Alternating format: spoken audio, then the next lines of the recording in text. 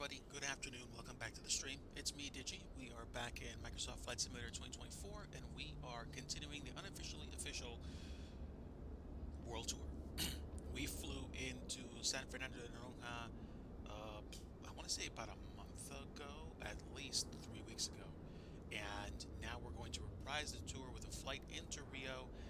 I don't think flying into Santos Dumont makes sense in a 777, so we're going to take the A321neo LR down there.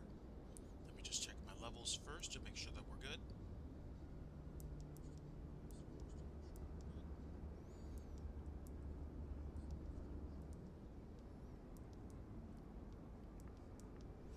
I think we're okay, but if my mic is too low or if the volume, the sim volume is too high, some kind of mismatch, whatever, just let me know. Volume is going to become more of a consideration later when we get into cruise, because I think I'm going to be opening another screen up, and depending on how much time or what I choose to do, we're going to do something. Firsty! Hey Kev, good to see you, friend. We are at San Fernando de Noronha, which is a handcrafted airport, which I didn't know existed, but it's a cool looking place. I'm not going to stick around much. I mean, we do have like a 3.5 hour flight in normal time, but this is the this is the bespoke airport they created, which honestly ain't bad. Even the interior that you can't get into looks good from here. So I'm happy with what I see. There's my aircraft, of course. Where's your first redeem? You know what? I think I'm gonna add that. I think I'm gonna add that. That's definitely something I can work on. I haven't kicked off like GSX boarding or anything like that, but it doesn't take that long, I don't think, to board this aircraft when I fast forward everything. I'll double check my GSX settings and we will figure out how to get this bird up into the sky relatively quickly. I have a feeling I'm not going to be doing a 4X flight, but I'm probably going to be doing a double time, because even at double time, it's still going to take me roughly two something hours to get this flight fully taken care of. So give me a moment to double check my GSX settings and we will figure out what the timings are going to be. Boarding I want to do insane, and deboarding can be dense. And did I finish creating the flight plan? I did. Okay, so the range on a regular A321-200 is roughly 2,600 nautical miles. This is a 1,319 nautical mile run one way. So we're definitely within the umbrella of fuel efficiency, if you will. I'm going to import this into charts. No VATSIM? No. But if I was curious and I decided to do something on VATSIM, let me check. Do we have radar in South America? We don't. There's no radar currently around Santos Dumont, and there's nothing on the way down from SBFM to the airport. Which one was it that I chose? SBRJ? Let me double check the flight plan. Yep, SBRJ.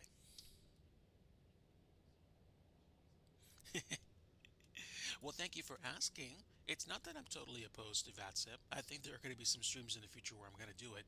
There was a stream where I flew from service to Vienna in X-Plane 12 on VATSIM, and that was a rip. Like it was a good time. It was busy, but it was a good time. So I have the flight plan, and SimBrief is loaded, so I should be able to get the flight plan imported, and I should be able to get out of here shortly. We're going to plug in the power, and I'm going to start wondering why the rest of this stuff hasn't turned on or why I don't hear much in audio. Probably because I muted the sim. Hang on.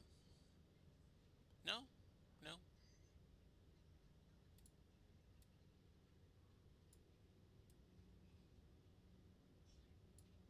Yeah, we should. I mean, they should be max volume. So I'm not sure. Let me increase my volume somewhat.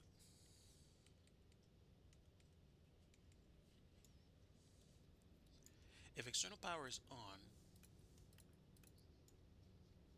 is because we literally have no battery out there? Probably. Hang on. The GPU is there, so why don't we have anything? That's a little weird, but I'm not going to worry about it. We're going to take the engine covers off, and we have the GPU there. So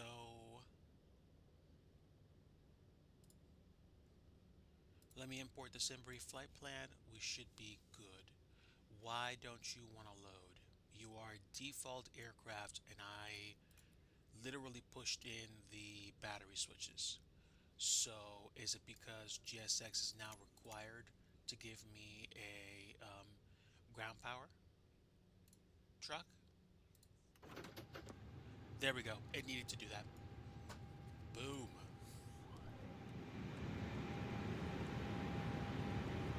Hello, Lyles. Very good to see you, my friend. Welcome aboard. You joined us for a flight to Rio today. Let me check my levels. Okay, that is high. So I'm going to bring the sim volume down. Actually, having to talk a little bit above it does mean the audio has some body. So let's go ahead and get started. Oh, yeah, yeah, thank you. The microphone is low on purpose because I think for some reason the audio,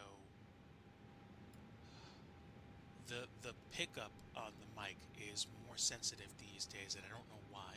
So I'm going to lower the sim volume a little bit to compensate. You should still hear the sim. It's just going to be a little more quiet than usual. I'm just trying to get my hands on what good levels are going to be. Let me know if the mic is still too low for you. Meanwhile, we've got the flight plan loaded, so let's start figuring out some stuff. We have the GPU on, and we're going to request that GSX start doing the boarding things. We're going to go with Transportes Aeros, and we are going to let GSX handle all the boarding things, including baggage. And what are we going to do? We're going to probably take the SimBrief details for the data. Zero fuel weight. We're going to apply the load, and we're going to do instant because I don't want to take too much time, and I don't want the performance calculations to get weird. So we have how much fuel? 11,123 kilograms of fuel. And what does that mean? That means it's right in line with the block fuel for today's flight. And payload is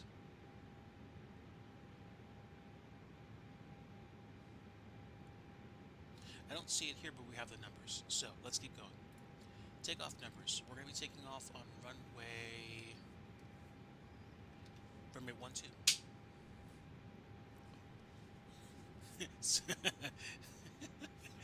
Mrs. DG cracked open something. It was like, Pah! I'm like, whoa. That's funny.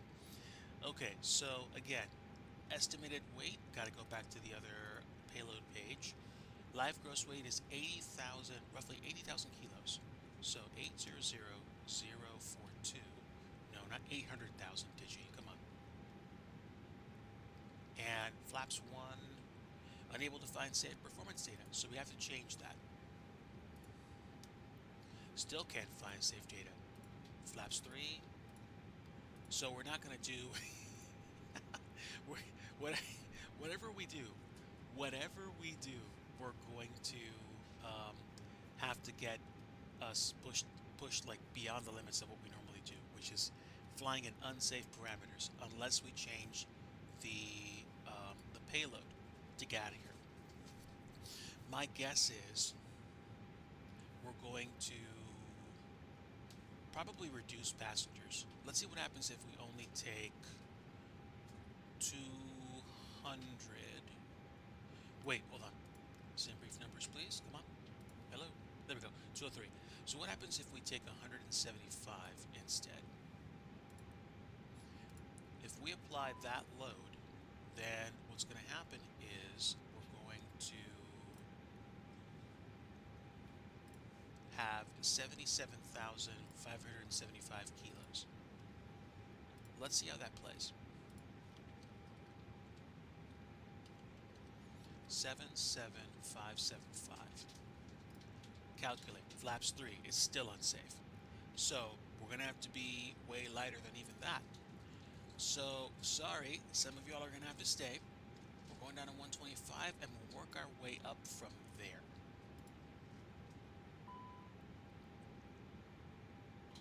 This is fun. I've never done this before. And that means 73,409 kilos. Flaps 3. Is it because I'm using flaps 3? What if we do flaps 2? Okay, we actually don't need that much. So, we took 203 passengers before. Now let's bring this back up. Let's say we take 150 or 153. 153 passengers gives us 75,788 pounds. Okay, yeah. The limit is somewhere between 125 and 153. So we're going to say 145. And the rest of y'all get vouchers for additional hotel stays at the resort. And another A321 will be sent for y'all later. No, we're not doing a return. So 145 is 75108. Let's see if that's enough. 75108.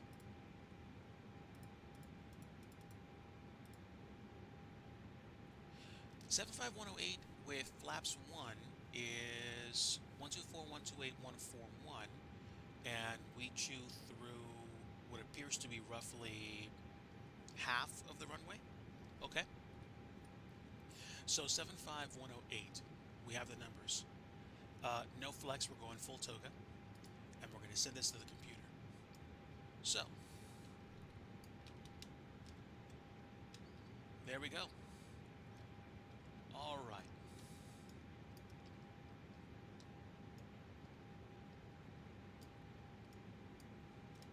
Did I remember to take care of the... No, I did not. Okay, well, we're gonna be a while getting the data put in anyway. That's okay. Let's make sure that the cabin temps are nice and cold. Y'all know my motto, a cold passenger is a compliant passenger. And we're going to turn on the nav lights. We're going to turn on the no smoking sign. Arm the emergency exit lights. We're going to turn standby compass light on. And as per usual, I'm going to turn my dome lights all the way up while we're getting everything prepped. So there we go. Fire test. And engine 2 test. Okay, fire tests are good. We have navs aligning. We have how much time? 5 minutes to align. That's fine. Hit the B button for altimeter because I'm lazy. And okay, now I can go in here and now we can start to play with the flight plan and stuff. So we're going to go to FMC, and the AirX cycle is still good.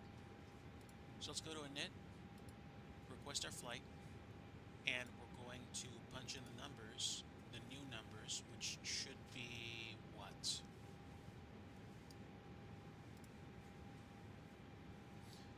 It's 30 and a half at 30.9. 30.5. Wait, 30.5%. What is that? Hang on. Do you need help? Okay.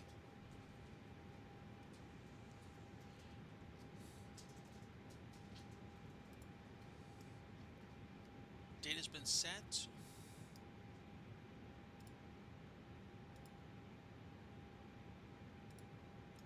Does that make sense? GWCG is 30.9.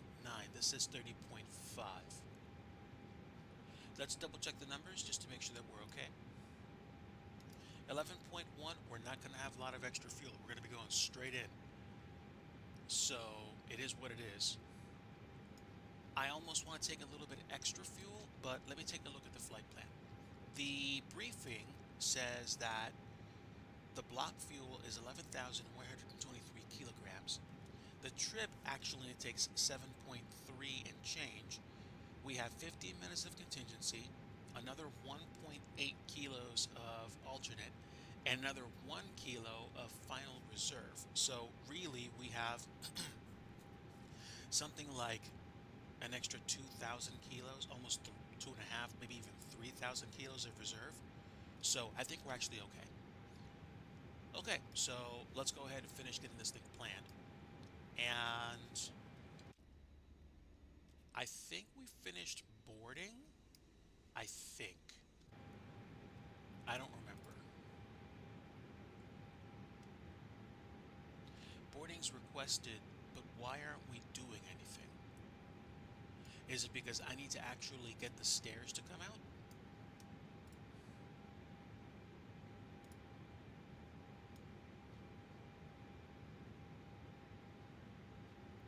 I don't know. I mean, like, whatever the case may be, I'm not going to think too hard about that at all. Chocks can stay on because I haven't turned on the APU yet. And we have enough fuel to get to Rio. Now, let's work on the flight plan. Unless it doesn't want to let me. Okay, SBFN, and we're going to be going to Ambet, Quebec, several other places, and finally from Molsu direct to the runway, which means that Molsu should be, I think, the last waypoint on this list. Yeah, okay. So now we get to focus on the arrival. We're going to be landing on runway 20 left.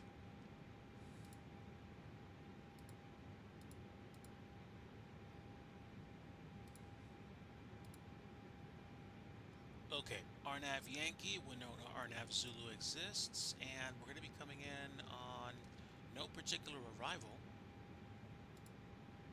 and no transition. So, there's a flight plan.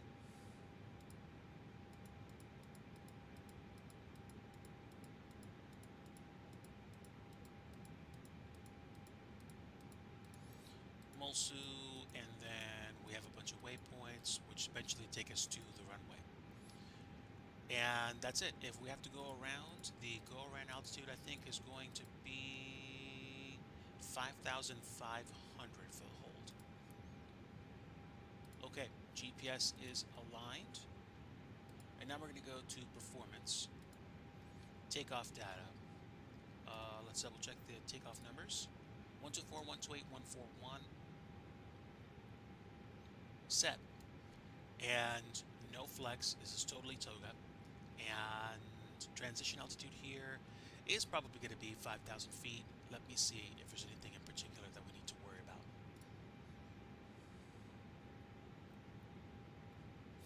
We're not following any particular departure procedure, so no.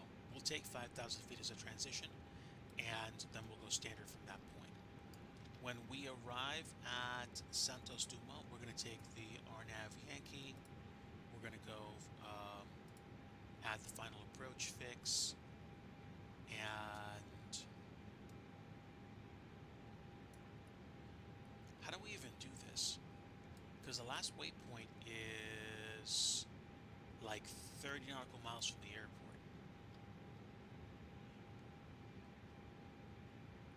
I think we're going to be flying over the city and making a left turn to land.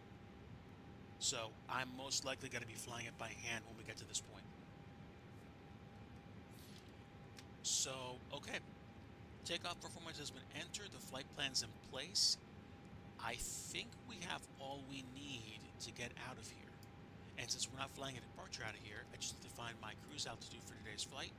It's going to be flight level 360. And then we're going to go ahead and have fun. 360 for the flight, and flight director's constraints leave the landing scales on. A bit of a guide, but at the same time, probably not. Oh, you know what I need to do? I need to actually get my weather working again.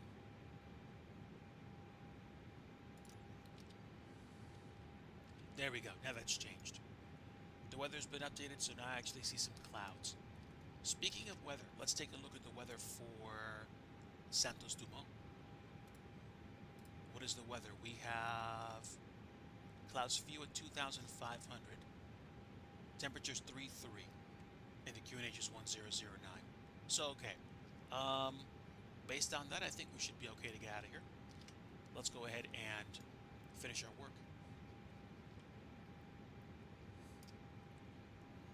Okay, whatever.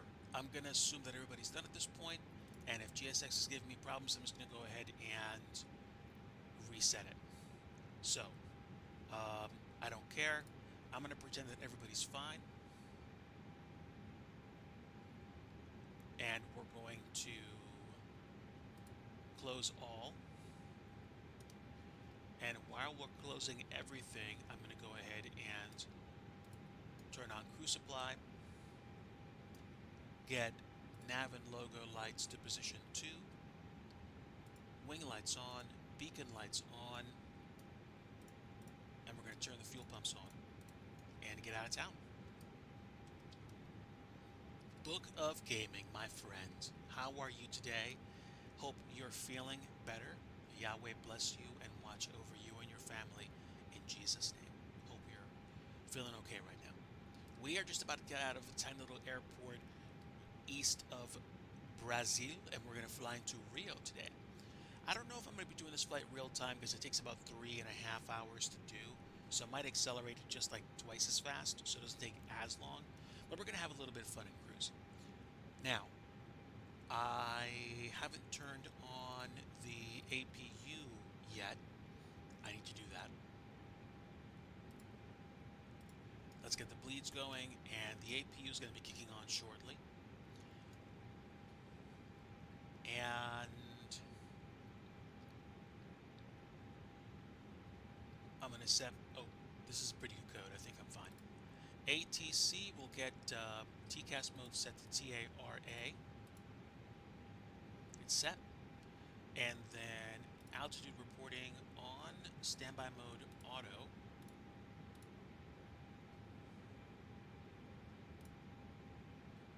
There we go. And that's it. That should be everything I need at that point. Get this out of the way. Cockpit door locked. And APU is coming up.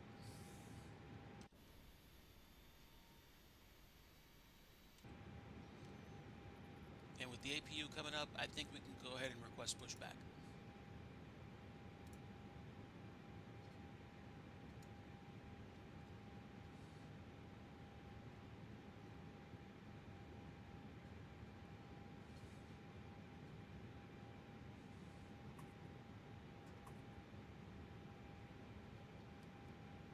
And let me double check. Are we doing anything weird with the flight plan? I don't think so. We're going direct to Ambit, so I don't think we're going to have an issue. Ambit is at least 200 nautical miles away, or close to 200 nautical miles away, so we're actually good.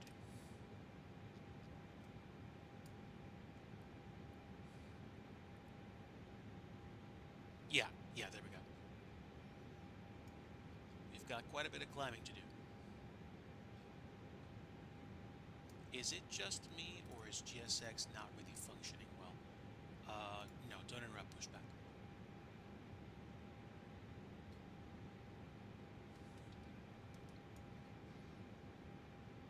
Depending on the state of GSX, I might just not use it for the departure.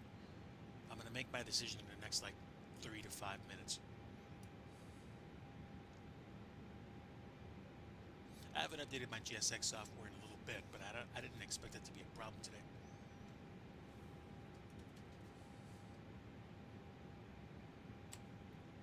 Lord God, this strip is yours. Use it for your glory and not mine, in Jesus' name.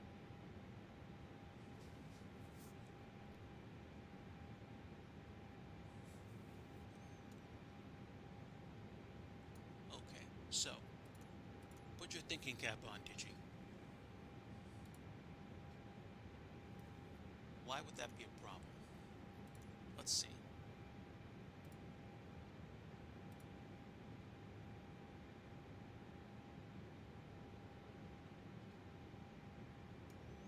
The APU is running, so we do not need the GPU anymore. The GPU is gone. And let's go ahead and remove the chocks because the parking brake is set. Okay, doesn't want to go away that way. We'll make it go away the other way. So, chocks are gone.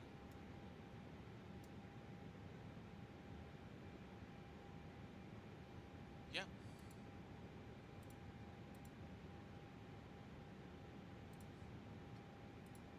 All of them are removed.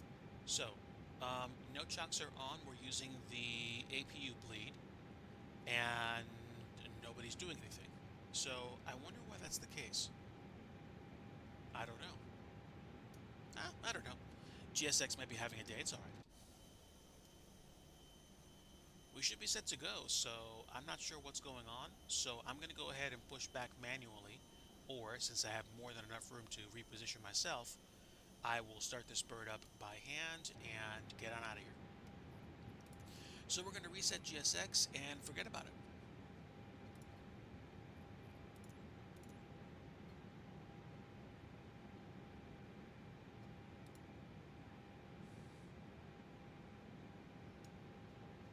And hopefully GSX will be waiting for us or in better shape when we get to Rio. So that's fine. Let's go ahead and spin up our block time. We are getting out of here right now. The APU is running, and we should be able to start up the engines. So let's go ahead and activate engine number 2.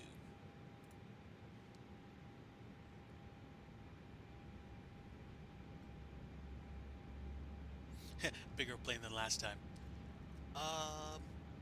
Was it? I thought we flew into San Fernando de Noronha in a 777. That was a bigger plane than this one, but I don't know. You're probably right. I was pretty sure we flew a 777 though. That's a much bigger plane by comparison.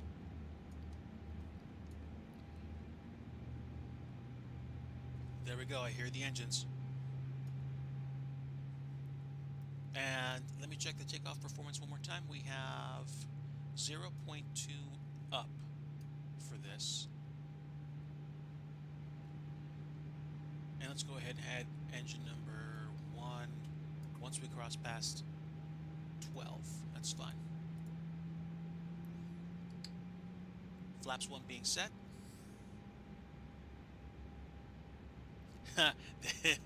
This is the small landing strip. So you were here. We barely made it, but we had fun trying.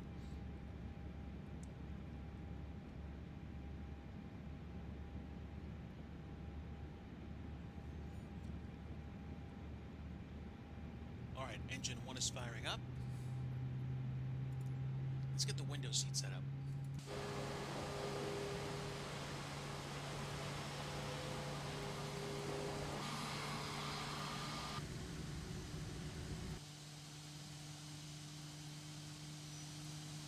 There we go.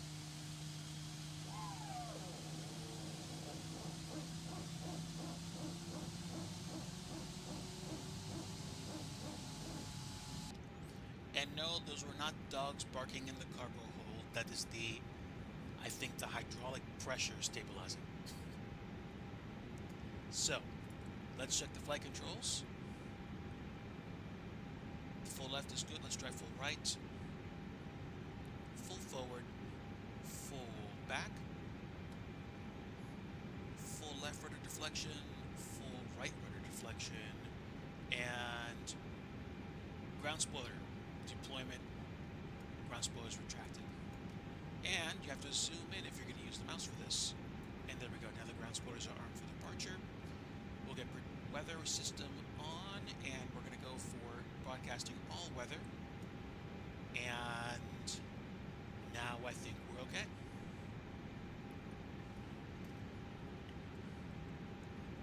Again, folks, let me know if the volume is too loud, and we'll try to adjust everything as necessary. Right now, though, we're going to go ahead and get out of here. And that's about 3 minutes for startup.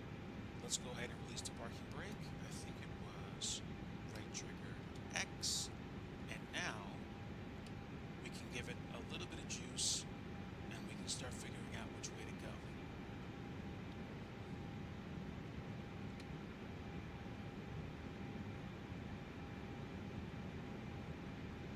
Can we go, please? We took the chocks away, so we should be fine. Come on, plane.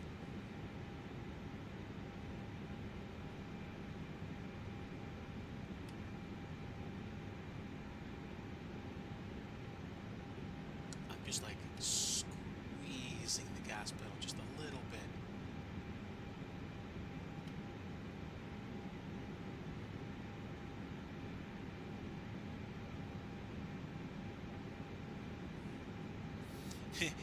I think you have to go up, but that's just my guess. Generally, that's how it works. Generally.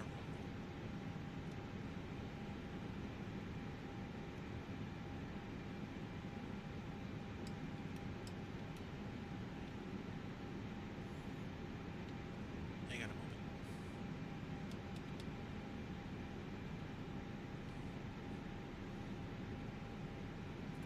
Probe. We can turn the bleeds off because the engines are running. Taxi lights. The parking brake is off and the chocks are not on. So why are we having trouble moving around? Hello, plane. Earth to plane. 40% N1. We should have gone through the terminal building at this point. So something's not quite right. Let me set up and remove the ground chocks real fast.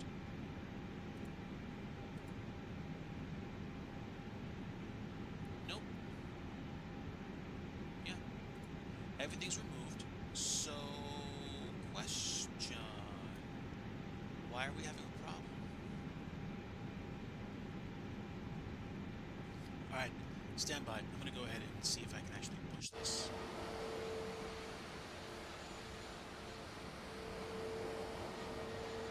Alright, try again.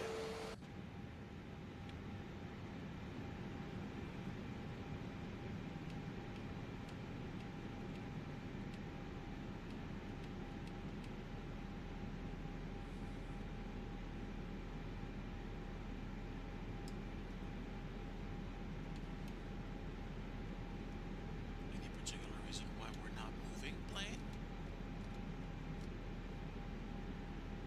Let's see. We took away the GPU, we took away the chocks.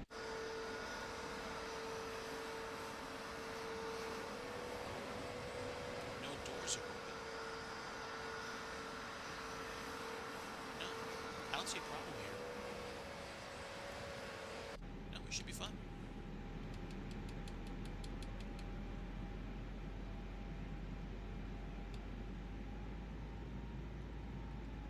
Wow, it's like, it's whatchamacallit, it's like it's planted.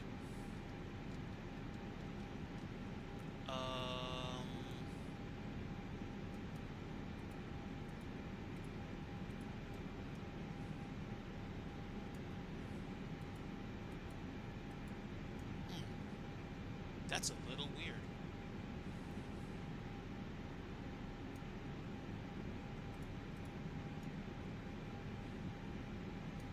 cabin's ready, but the plane doesn't want to move. Hey, Lost Lake. Good to see you, my friend. For some reason, we seem to be stuck. I can't figure out why it's not letting me go, because the parking brakes are off. This doesn't happen very often. In fact, I can't even remember the last time I got stuck like this. But why is it that it's actually doing that? Let me think.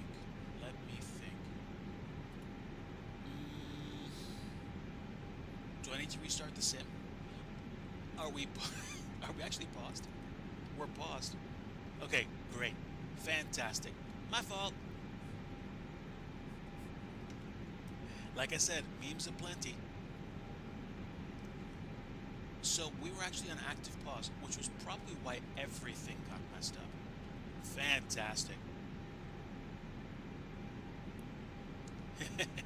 Well, I'm not flying a propeller plane, but that would be something to consider.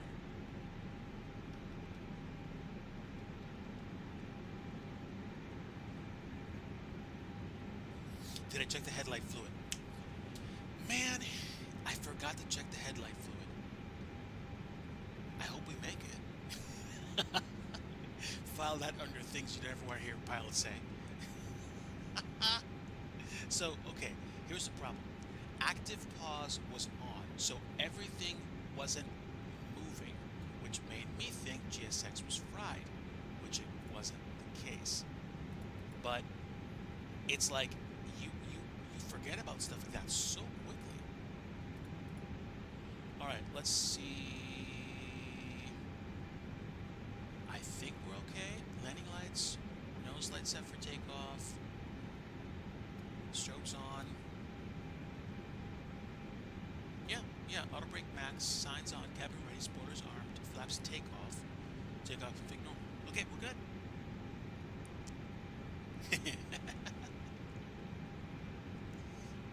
Alright, so this is going to be a ridiculously short takeoff roll, and we're going to be giving it the beans.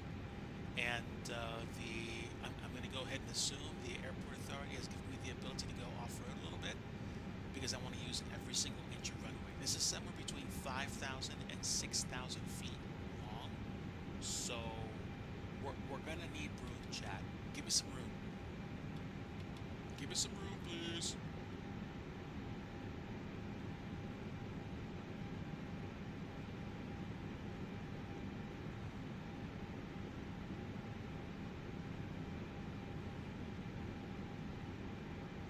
Ooh, wow. Let's go, baby.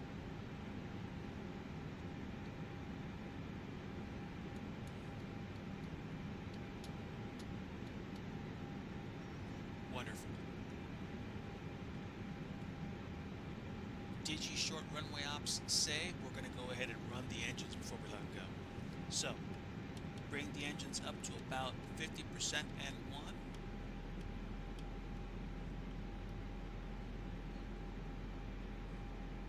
Actually, for some reason, it did not let me choose flaps 2. Flaps 1 with slats.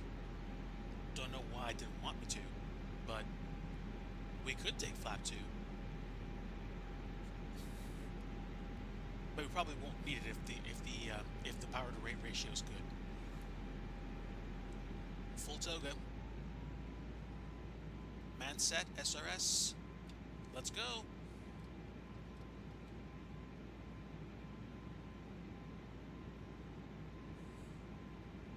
Here goes nothing. 80 knots. Scene.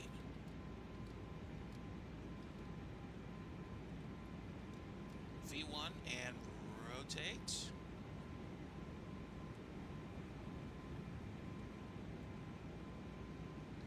And just like that, we're up.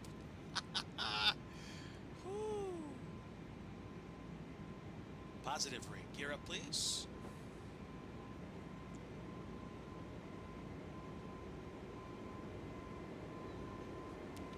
This bird's got the power.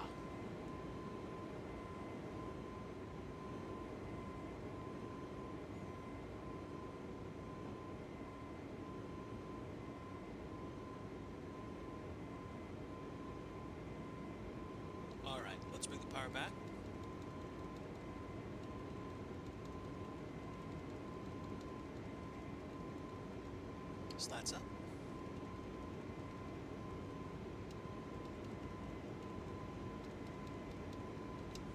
And autopilot on. Thrust climb set. Thrust climb set. Ground spoilers disarmed. Ground spoilers disarmed. Nose light off. Bing bong. Okay. Landing lights through 10,000. We've got 2,000 feet to go before we go standard pressure. I didn't turn on the chrono, but basically we can do it now for one. It's kind of not going to be useful after a little bit because it's gonna go 99:59, and then basically it's gonna be done. So I'm not gonna worry about the chrono for today. I could put the chrono on here though. Oof, stream speak.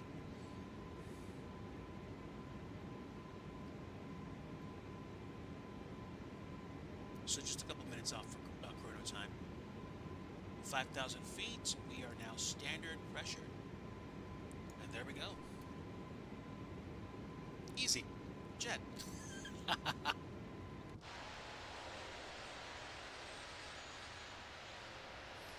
I don't like that. It's too tinny. Give me a bit. That's better.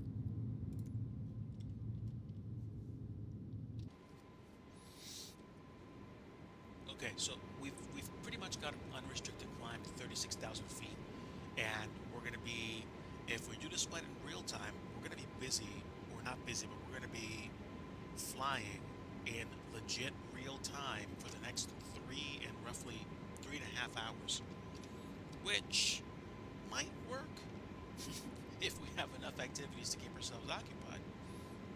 But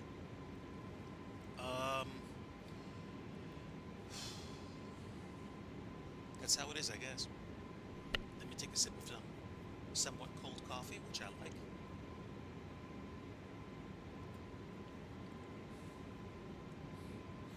How are my sound levels, chat? Are you guys relatively okay? Am I too loud? Too quiet?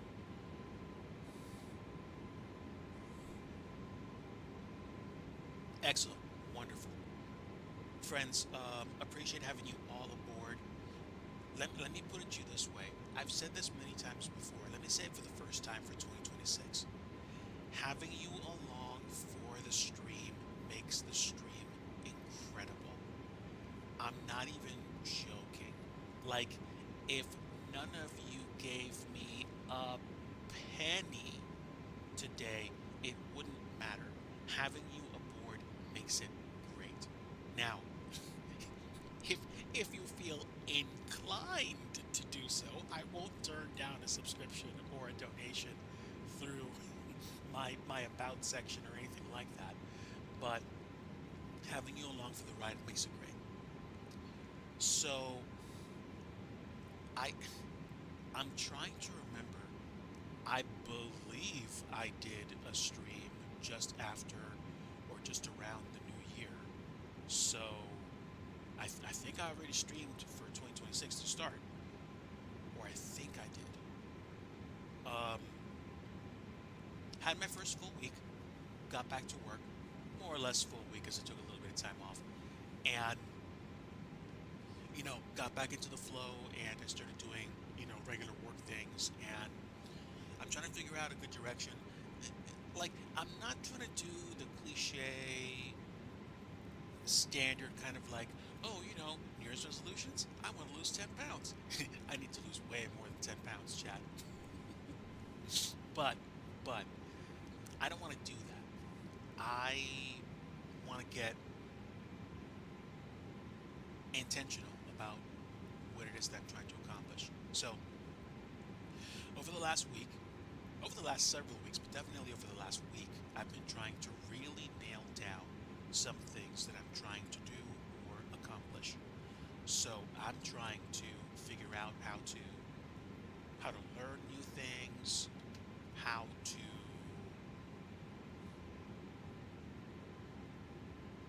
to get and stay good with with regards to my current expertise and new things that I'm doing. Some of you are members of Discord chats where I've posted up progress reports on one of the projects I'm working on, which is making a video game using my programming skills and things that I'm picking up with the assistance of some tools, and also trying to get prepped to actually go have an interview soon, TM, with a different company. Yeah, I think, is it that difficult to port into, like, say, an NES rendering game engine? Maybe not, but the first thing I want to do is to get to a place where I can make a really convincing, really cool looking technical demo in .NET on Windows using the monogame platform. Once I do that, once I have all the sprites rendered, the boss sprites rendered, and an idea of what it is that I want to do, then what I can do is I can port it to the Amiga. I can potentially even port it to the Nintendo, and figure out what else to do with it if that's what I want to do. If I port it to the Nintendo, then maybe Kaon will play it. I don't know, but we'll see. We'll see. That's one project. The other two, he said I'll make him. The other two things are basically career and goal related. I'm trying to do things because I want to learn things outside of the scope of my job, my current job, because I want to make sure I have transferable skills. And I've had this conversation with people around me, and folks outside of work, and the reason why I feel like I need transferable skills that have nothing to do with my current job is because in the event that my job says, hey, thanks for working with us, we don't need you anymore, then I don't have to go, oh, I don't have a job anymore, I need to learn new skills so somebody else can hire me. I can say, no, I've been working on projects, my portfolio has this project, this project, this project, this project, and I have a GitHub profile, and I can take that with me and say, here's what I've been doing, here's how it relates to your company, let's talk. So that's what I'm trying to do the last month, really.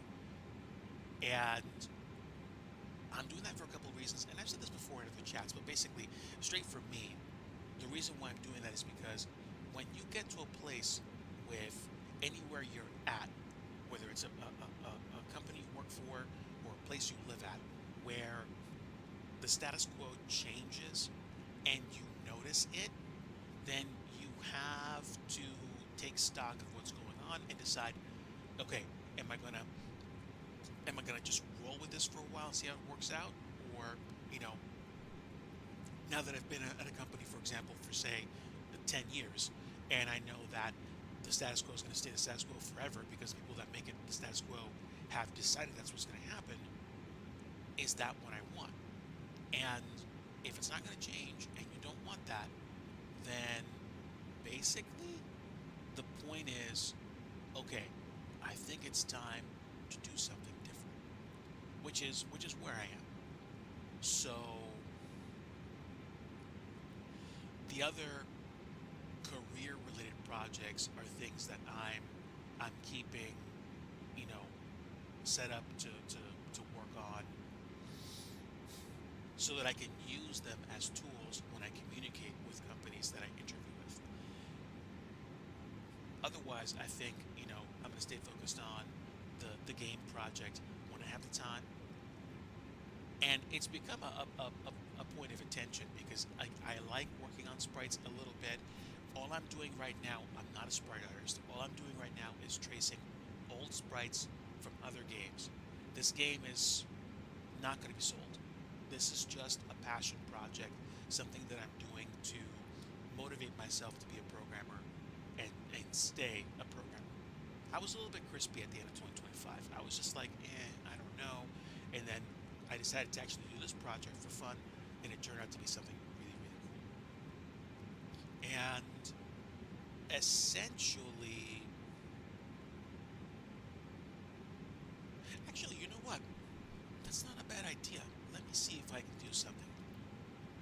I don't think that some of you have seen my project in action yet.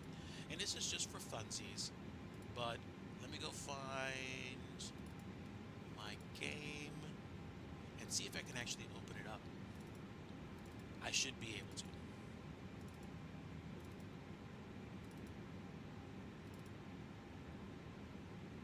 So, I have the window open. Have I ever flown into IAH? Only a couple times, not in real life. In the sim I've flown into, I think that's George Bush um, Intercontinental or something. I've flown a couple times. I think I flew like a Southwest into George Bush from either New Orleans or like Memphis or something. And yes, window capture. No, that's not it. I'm gonna make a new window capture. I'm gonna say Kazoku Gaiden window capture, and we're going to pick the one. There we go. All right, so you guys should see the window now. There's no audio, but basically this is my mini game. And I've been working on this for about a month. So basically, it's like Ninja Gaiden in the sense that you're a ninja and you are on a quest. It took me a little while to cook up the story. Basically, family ties and saving someone. But I still need to work on my projectiles. But basically, it works the same way that Ninja Gaiden does in terms of gameplay and collision detection. There's some stuff that's kind of rusty that I need to work on, but at the same time, this is how far I've gotten in about a month's time. And I can tweak some of those values and work on it. I need to work on my animations and my animations for like what happens when I chuck shurikens or other weapons. But yeah, basically that's it. That's the project I've been working on, and it is fun. It is definitely fun. I like it. So, do I think it's going to be done in the next month? Oh no, not at all. Do I think I can get a tech demo finished by like spring, by like the beginning of March? Probably, just for Windows running mono game. But then I'm heavily considering porting it to the Amiga, because there's a growing Amiga community. Now, some of you might not be familiar with the Commodore Amiga, or the Amiga as it's just commonly called, which was an offshoot or something, not an offshoot, basically the bigger and better version of the Commodore 64. Different architecture, different technology, and it was a beast of a machine in the late 80s and early 90s. Nobody could touch it in terms of technical power or industry acceptance. There were a lot of games that looked really great. I'd say the late 80s was probably the prime time to be an Amiga user, because you had the best arcade ports and some of the nicest sounding games when PC or DOS computer games didn't sound that good at all. It was only until like the early to mid 90s that the PC caught up to the Amiga and then blew past it. So the Amiga is like one of those mysterious machines that I'm still learning about and enjoying at the same time. But it's also something that I didn't actually grow up using or learning to use. So learning it is a bit like learning how to play a new instrument. It's different domain. Yes, there are some similarities between the Amiga and typical desktop computers, but at the same time, there's different commands, different file systems, different ways to make sure things run correctly. So that's basically it. Let me think how far we've come and how long been streaming now for almost an hour. We are almost, I'd say, to cruise, and I have no idea why we're flying away from our flight plan. I'm glad I checked because we apparently appear to be going the absolute wrong way. That's fine. That's fine. So, I can do two things. I can refill my fuel, I can accelerate time to get back on course, and we can go direct to... What waypoint do I want to go to? I want to go back to Quebec. So, we'll go pick Quebec. We'll go direct to that. And I'm going to go ahead and accelerate time until we get to that point, and then make a decision as to whether or not... Let's see. Hang on. There we go. 2x and now 4x. Okay, so we're going to accelerate time by 4 to make sure we get back to the flight plan. And we're going to adjust fuel quantity. Again, I know, immersion break. But I'm going to make sure that we have enough fuel for the flight, even if I have to cheat a little bit. So we're going to apply the load. Instant.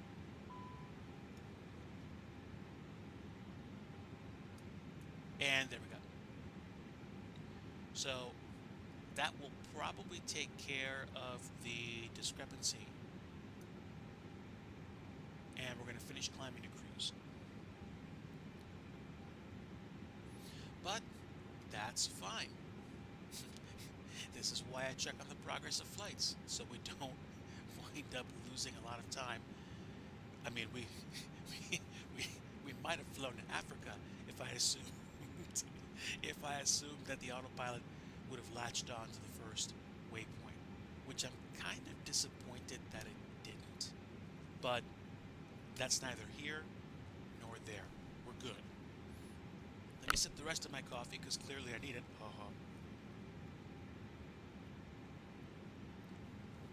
But even if I don't, I'm glad I caught that. So, let's see. I had in mind to do a couple of things while we were in cruise today. And one of them was to have fun with the Commodore 64 look-alike console that I have. So, at this point, about 5 years ago, I went on Amazon and I was looking for fun stuff to buy, and somebody released a facsimile of the Commodore 64. They released it the first time with a miniaturized version of the keyboard and, you know, a small game library. And what happened was they made it, people liked it, and you just hooked it up to, you know, a USB keyboard and controls. It came with a joystick, and you played Commodore 64 games, and you could load your own Commodore 64 games onto it as well. And what happened was, at some point, somebody, I think, asked the question, you know, hey, can you make a full-size Commodore 64? So it looked and felt like an actual, you know, Commodore 64 breadboard, like the you know, the full-size ones. They did, and I bought one. And it's not like, you know, 100%, 150% authentic. It's a recreation of the system. It's cool.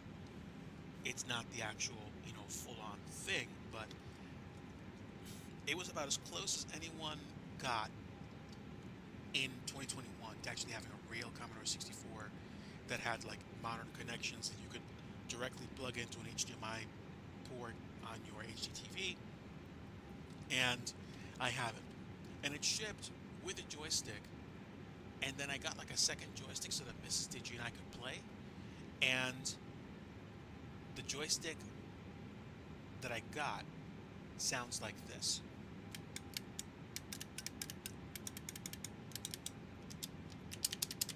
Now, I don't know if you guys heard those sounds, but basically it's like different actuators for I don't know, directionals, button presses, stuff like that. And I played it, I enjoyed it for a little while, and then years later, when friends like Coffee Cup Arcade came in and decided to, hang out and talk to me about retro, he took me in on a closer trip, on a closer evaluation of the experience. So, since we're now at cruise altitude, I can do a few things. I can turn the seatbelt sign off, let the crew know, and yeah, I think we're okay. I think we're legit fine now. We're well on our way to Quebec, and we are not that far off course. We, we, should, we should have been on our way to Quebec a while ago, but it is what it is. Now, I'm going to take advantage of the moment to confirm what the approach and the final approach fix for Santos Dumont is. I think it's going to be something like 200 feet when we roll out.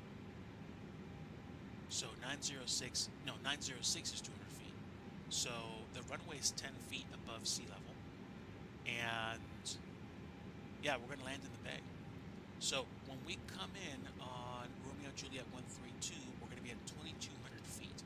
So we're going to set 2,200 feet as the final approach fix. Now, let me take a look at the map just to make sure that we're not going to run into problems with anything. The problem, of course, is that we're going to have minimum safe altitudes to get past, and we're probably going to want to be somewhere just above 10,000 feet. So, let me think. From 10,000 feet to 2,200 feet in about 30 nautical miles. I can keep making kind of like parade laps around the city, but those mountains are going to get in the way, and that's not a good look. We definitely do not want to be in a place where we say, hey, we're going in, but I can't see the point right now where we actually get to top of descent, so I'm not going to worry about it. I'm going to keep an eye on the flight plan, if at all possible. But for now, I'm going to fire up the video capture device. It's blank. Hold on. Let me go ahead and turn that on and just fix the window size.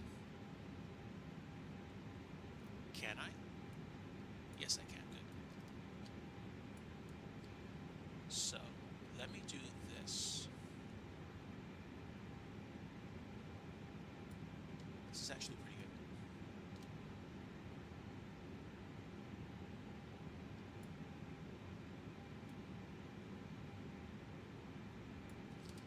And fix the presentation.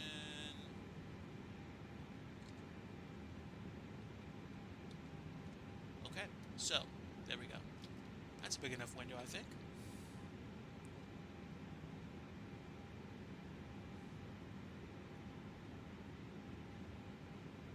Now, the only problem is that I think I'm going to need to mute the audio for the sim. Let's have a little bit of fun. So 8, let's put this down to basically nothing. And now we're going to turn on the desktop audio. Actually, no, I'm going to put that to 0. I'm going to turn the desktop audio on because I need that in order to actually get the audio for the Commodore 64. And I'm going to stay right on top of the audio and feed it in slowly. So stand by.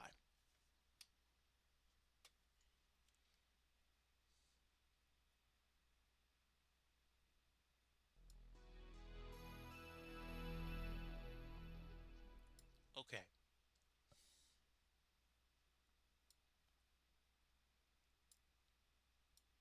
let's get this set up.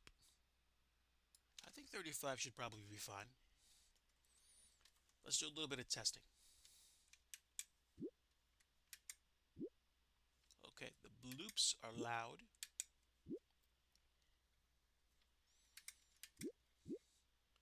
Let's play some world games. I think I remember the barrel jumping thing, not the log balance, but some of these games are old.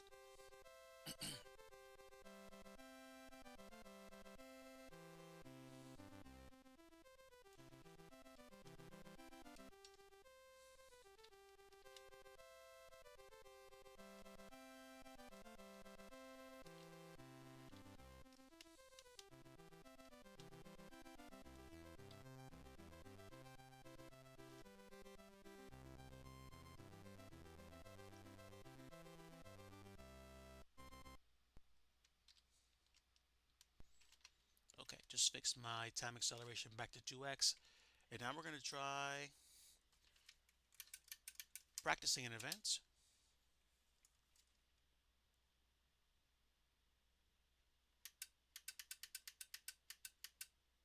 Oh, this one doesn't have the this one doesn't have the. Oh no, it does have barrel jumping. Here we go.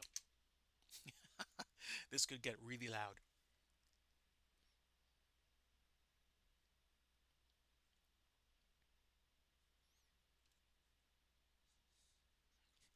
Continental. Look at this. The I think this is the TriStar or DC-10.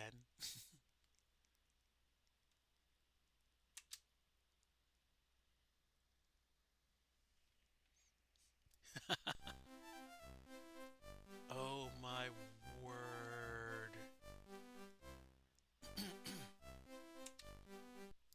Okay, so you can pick how many barrels you want to jump over. Let's start with 3. And there's the character. So it's back and forth.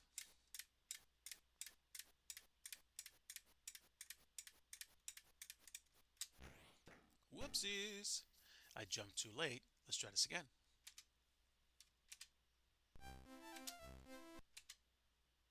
Okay, so we're getting the hang of this.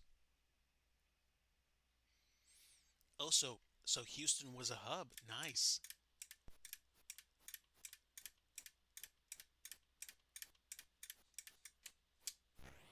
Nope, nope, nope. I jumped too late. I gotta try this again. All right.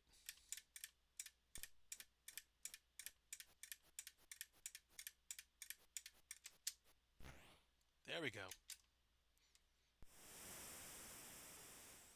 Okay, so if you want to have a little bit of fun, if you do not straighten out before you land, this is what happens.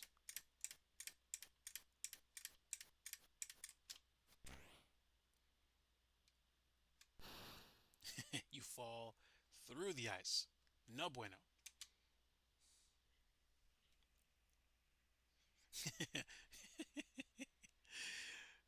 All right, so let's have a little bit of fun now that we know we can jump it. We'll start adding more and more barrels to see what my breaking point is.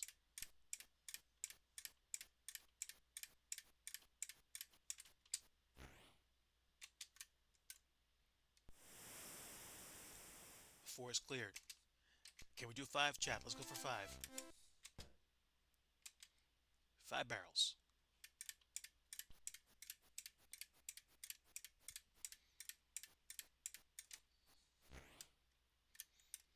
We did 5.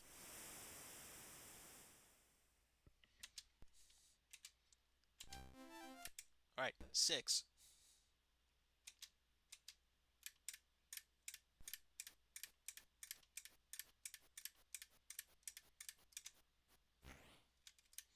We good. All right, let's push a little bit more. Now we'll do 8 barrels.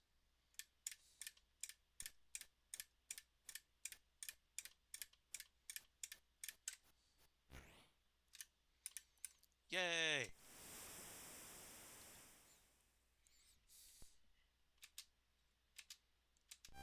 And now we'll try 10. This could be close.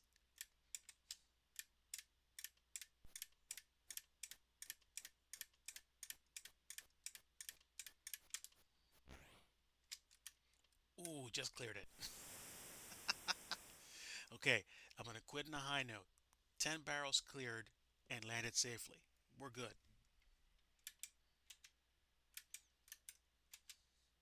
So, that's one of the games you can play. There are a bunch of games that ship with this. Some shoot 'em ups, some fly 'em ups, a couple of adventure games. Battle Valley, which is, I think, almost a kind of choplifter, but without an emphasis on rescuing people as much.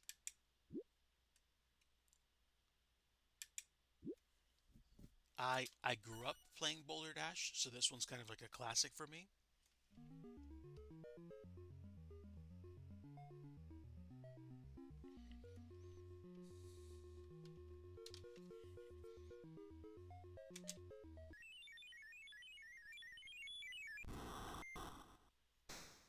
All right, here we go.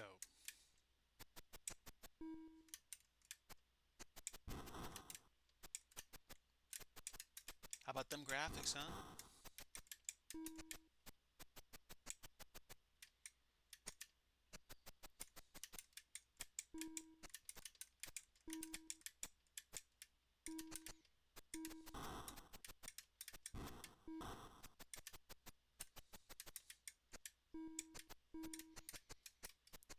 So, as you can tell, the goal is to get you some diamonds and avoid being hit by those boulders.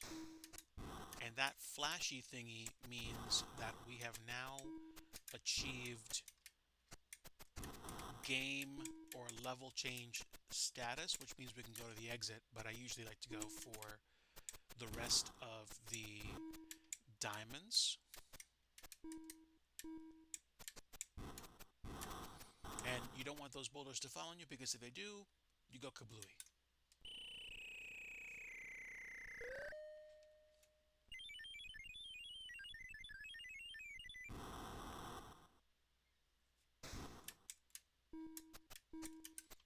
And you do have a timer, and you do see those other flashy thingies. Those are bad guys you don't want to touch because again, kablooey.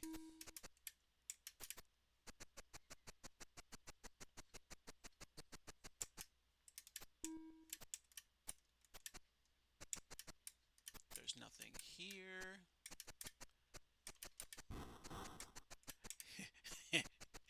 And we go look for diamonds over here. If Arcus played this game, which I don't know. I mean, like if Kaon was here, he might be able to tell me whether or not they ported Boulder Dash to the Nintendo. I can't see why not. It's a pretty small game. Ooh, not that much time left. I better pick it up. Okay, there's the exit. I do not want to block that off. There is some strategy to this. You have to be good. Ooh, there we go. Was that a bonus diamond? A Neil diamond? It's a digi stream. You're gonna have dad jokes.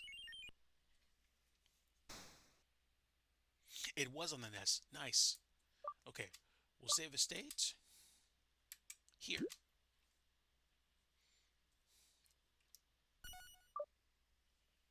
All right, so there you go. Boulder Dash for the Commodore 64. And there's several other ones here. For some reason, my USB stick doesn't want to be recognized. So stand by one. I wonder why. I may have to reboot the thing. So hold on. Oh no, great. I don't have to. I have some games that were provided. Let's see. I don't know if burger is burger time.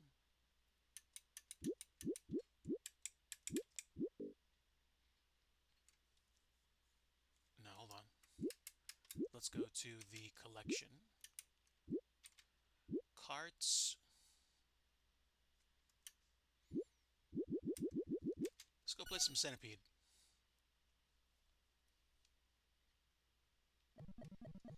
Oh, look at that.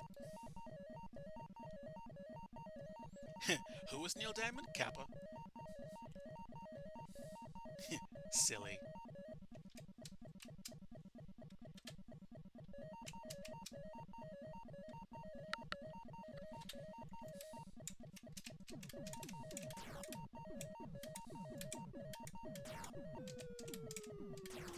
Alright, got the spider.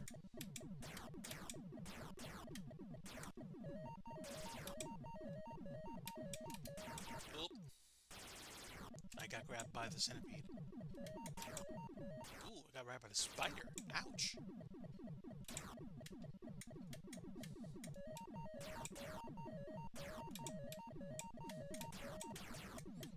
Got the spider that time. Yeah, I gotta move out of the way. Oh, just missed it. This is kind of a fun game. I did like playing this back in the arcades, mostly because it's pretty challenging to get the centipede neatly, so to speak.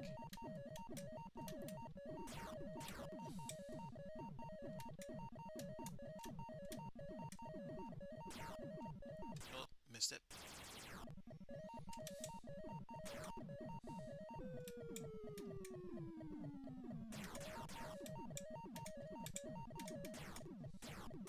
Oof.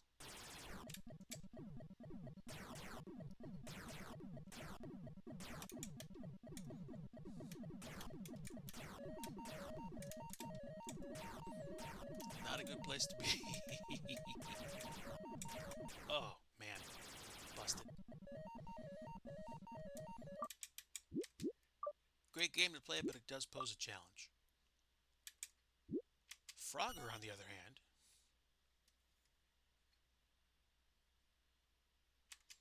Oh, here we go.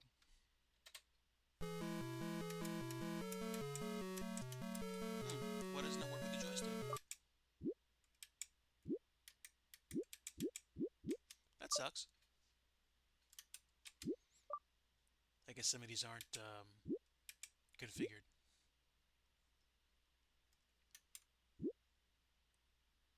Ooh, you know what? Let's do a little bit of Load Runner.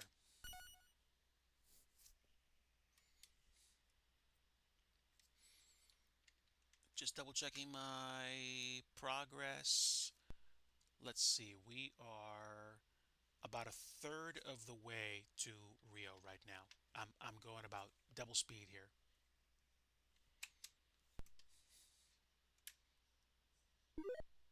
Wow. Oh, got grabbed. I gotta go faster than that.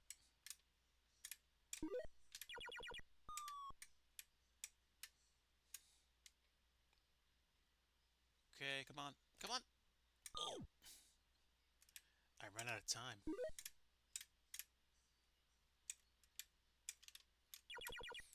Nope, and I went the wrong way. Let me try it again. I can do better.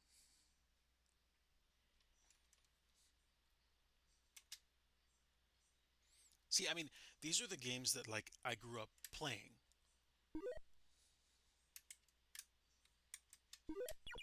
Oh, I see. So basically, the direction you face is the direction that you fire your weapon.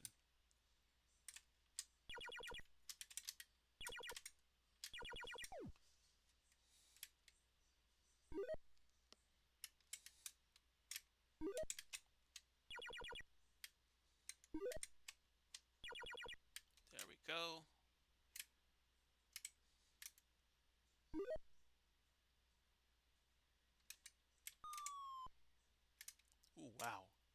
I forgot that more people spawn in. Do-do-do-do-do-do. Charge. Do-do-do-do-do-do. Nice. Let's go.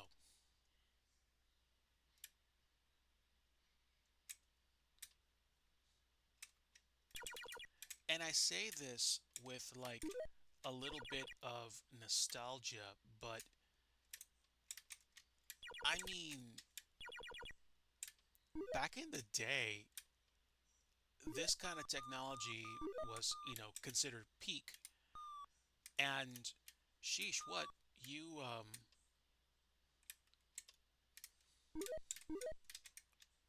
oh, busted. You didn't have that much graphic power, so you kind of had to make the most out of what you had.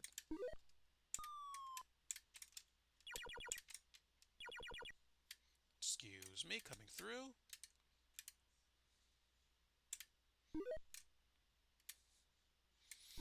People say something like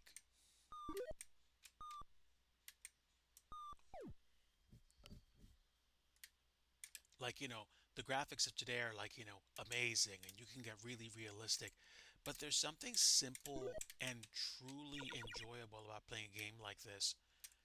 I mean, it was one of those you had to have been there moments, but basically when you get to a place where you can play a game like this and more or less know the reason why you're playing,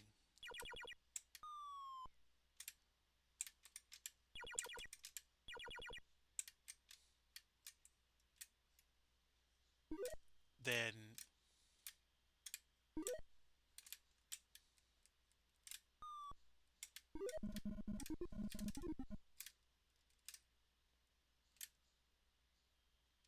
it really like the experience is much better. I lost that one. I think you're right, Book. I think using your imagination is something that I think we've missed out. Oh well, I mean not me, but we're losing out on because your brain is a really potent computer. Like the processing power that we have today doesn't even begin to touch it. So to say something like um, to say something like we we don't have the ability to play really cool games today, we do. It's just that the systems, even like like the PS6 and stuff, it doesn't touch what the human brain is capable of, in terms of like processing and all that stuff. I guess what I'm trying to say is it's nice to play with like the most powerful stuff out there, but it's not it's not um, the most powerful thing you can do, or the most powerful system you can use. That's in your head. Now, where are we right now? We are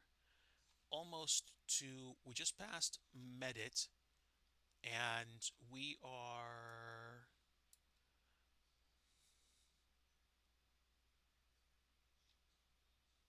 probably another 45 minutes away from top of drop. So let me open up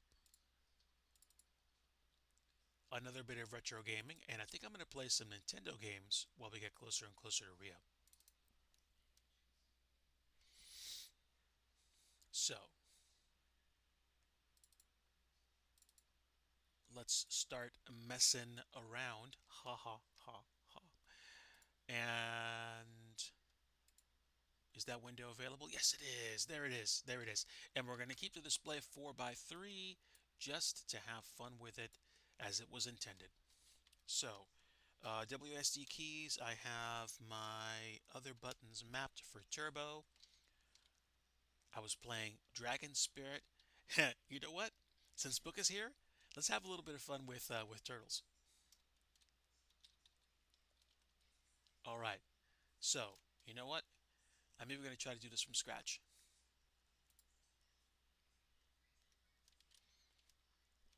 I think I should hear NES capture.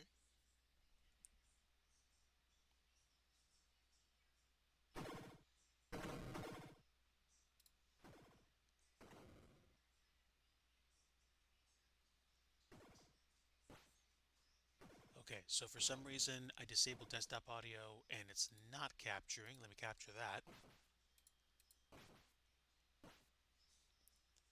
Is it because I have to be focused on it? I think it is. Let me know if you don't hear it, but I hear it now.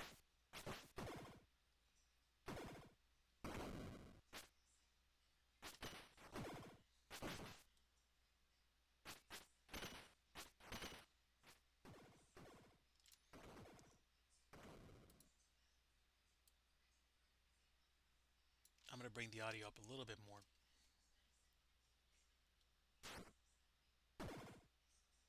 Okay, I think this is good.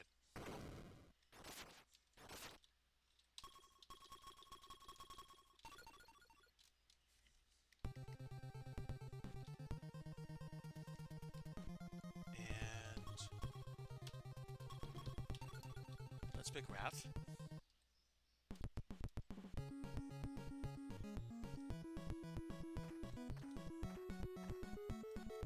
Time to go and get good right now.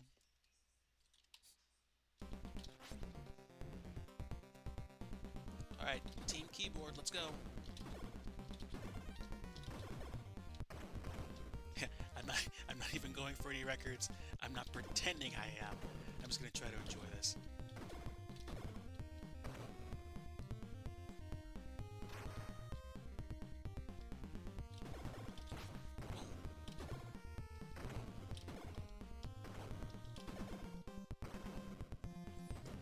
Gotta get good. Focus watching.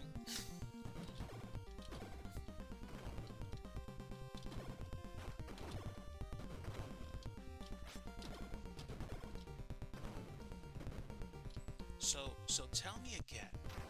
You left the door where the bowling balls were unlocked and wide open with no safeguards on them on the top floor.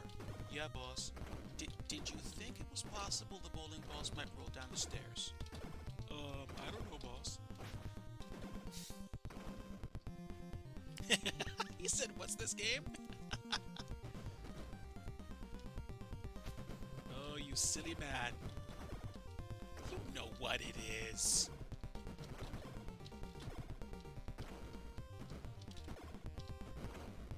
Now I can almost guarantee you I'm gonna mess up catching the mousers.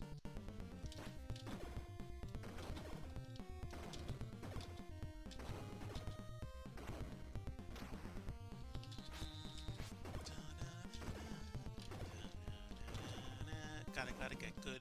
Focus watching.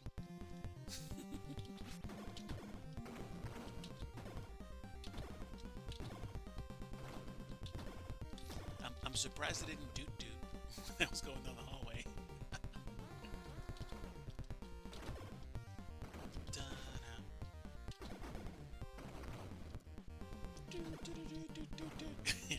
Yes, influenced by book.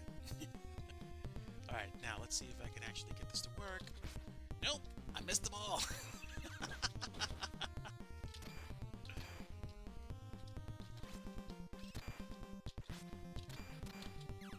Okay, almost done. Alright, not bad. I'm happy.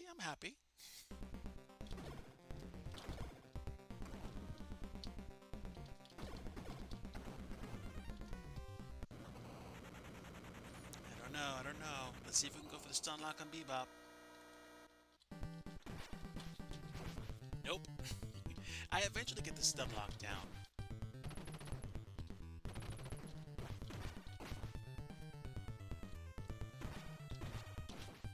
Ooh, almost had it that time.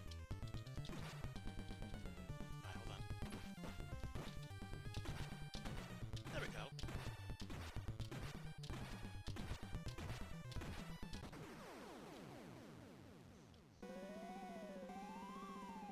shredder doors on sale.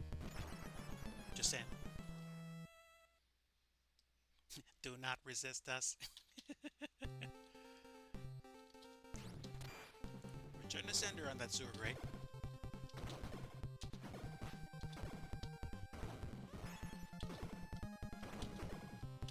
Somebody's got to pay for that window bill.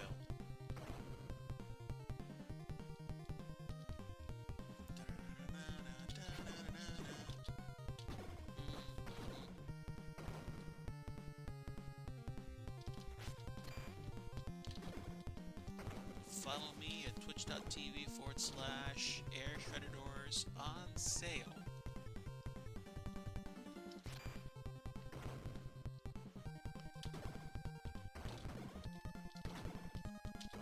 Yeah, let me go.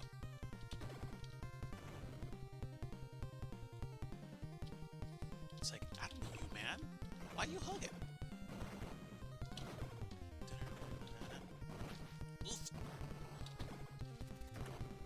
That was explosive. Get it?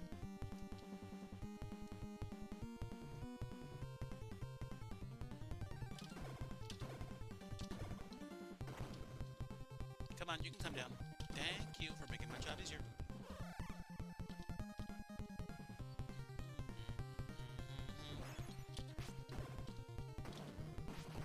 Oops.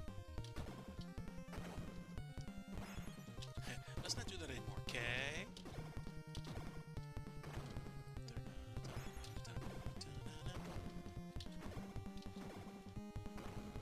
Served.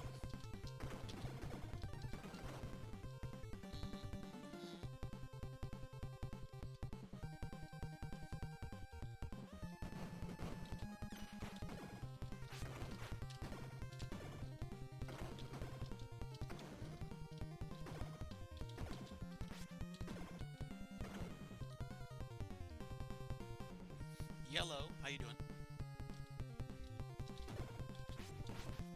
Oof, these are definitely the grapes of wrath.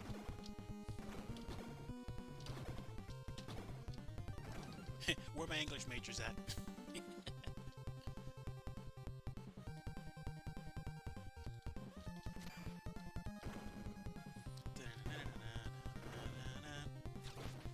Oofty.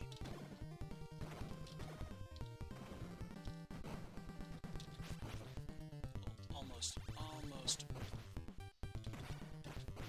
Yeah, come on back here. Come on. Come on. Well, I mean, I could do that. That's not quite working. But I could do that.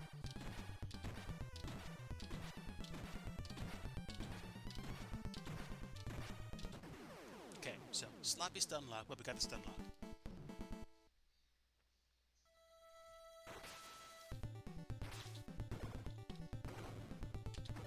And served. Let me check something. Let's see, how are we? Are we still on course? Yeah, we are. Cool.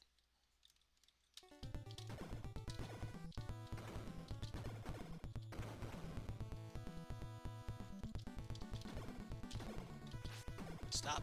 Hammer Road. Do-do-do-do.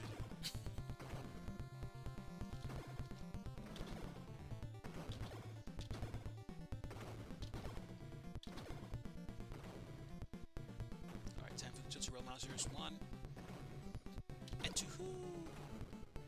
3. 4. 5. 5. If Mr. Owl played TMNT 2. That song would take him to get to the center of the Tootsie Roll Mouser.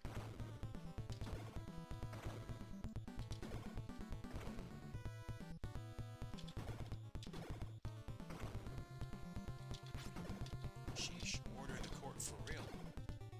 Those are some big hammers.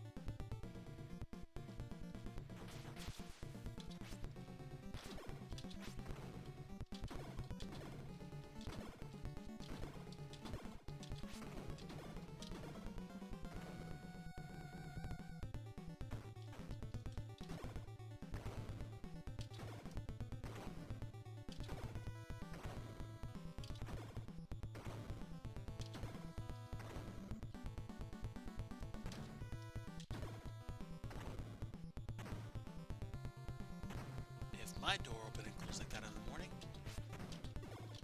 it would definitely make for a very interesting workday.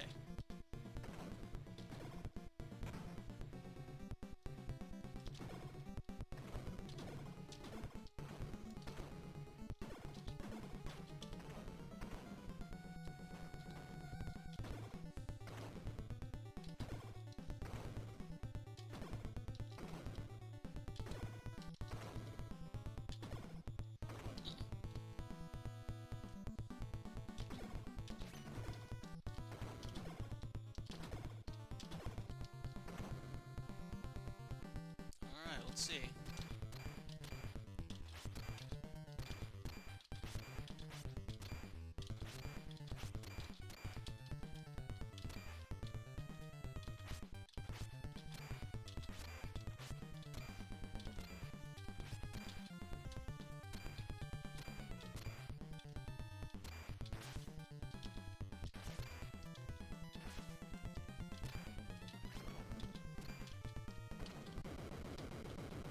Alright, I'm happy with that. You can hear the audio too, right, by the way? I'm pretty sure you can, but let me know if you can. I'm pretty sure you told me by now, but okay.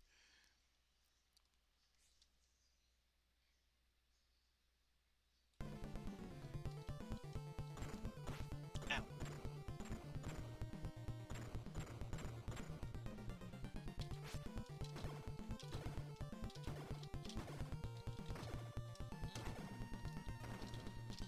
Ah, let me go.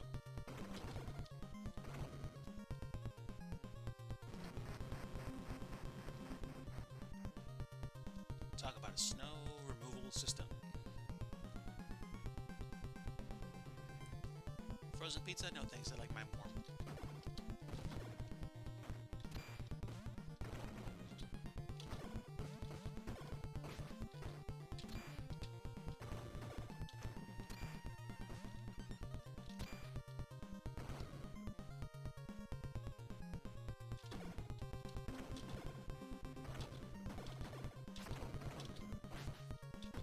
Almost.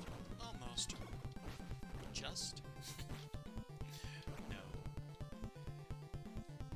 It hurts. Being hit in the face with a snowball hurts. Ooh. It's like a foot to the face. No bueno. No me gusta. Okay. Take care, friend. Actually, I might save the state here and pick this up a little bit later anyway. So let me pick a different save state, F2, and save. Okay, that should be saved. White text against a white background, won't be able to see it. So there we go, because reasons. Let me actually just check back in with the sim temporarily and see where we are.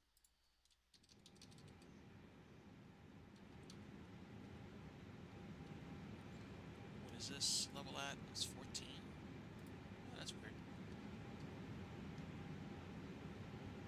Okay.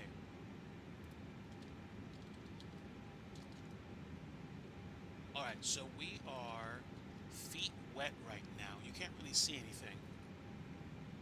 Well, I mean, that's ocean. And somewhere over there is dry land. So, let me switch my windows again. Oh, no.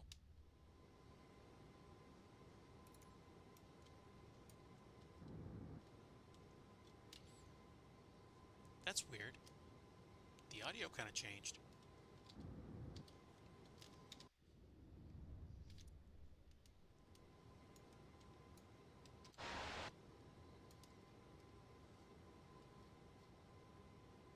It was louder when I came back in, and then I pressed escape. Gaming while gaming. Yes. Yes, I am. Welcome aboard, Fuzzy Pickles. Good to see you. We are flying in a fake plane headed towards Rio de Janeiro. Let me switch my camera views. Somewhere over there is South America. And it's cloudy, but we are probably another 45 minutes from landing. We're going at twice normal real world speed, twice, like, double time. I normally do world tour flights 4x time because we cover usually between 6 to 8 hours worth of flights in like an hour and a half to like 2 something hours outside of me yapping. But we have been flying. How long have we been streaming now? Almost 2 hours now. We've been flying from an island on the northeastern, like east northeastern portion of Brazil, and we're flying down to Rio today. Today's flight's going to be interesting because we're going to be flying to the airport known as Santos Dumont, which is one of the most challenging airports to land at in the world because of the way you approach it. You circle down to land. Now, I'm kind of concerned now because my audio for the sim is a little bit weird. But I don't know. I guess it is what it is.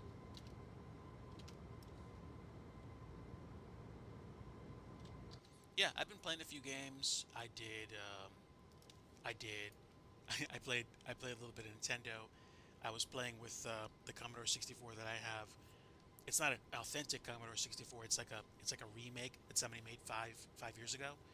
And now they actually did re-release the Commodore 64 with like updated hardware. I'll say, but the the the the basic parts that make a Commodore 64 is still there. They're just beefier and better, which is cool. It makes me think that's how those systems should be made now. Now, is somebody going to make a brand new computer or game system that functions differently than, say, a Mac or a Windows PC or Linux? I don't know, because the the the the concept is going to be tricky to deal with, because when you when you think about the mid to late 80s, you had a lot of people that were coming into the industry thinking, hey, let's make a computer system that people will buy and pay us lots of money for.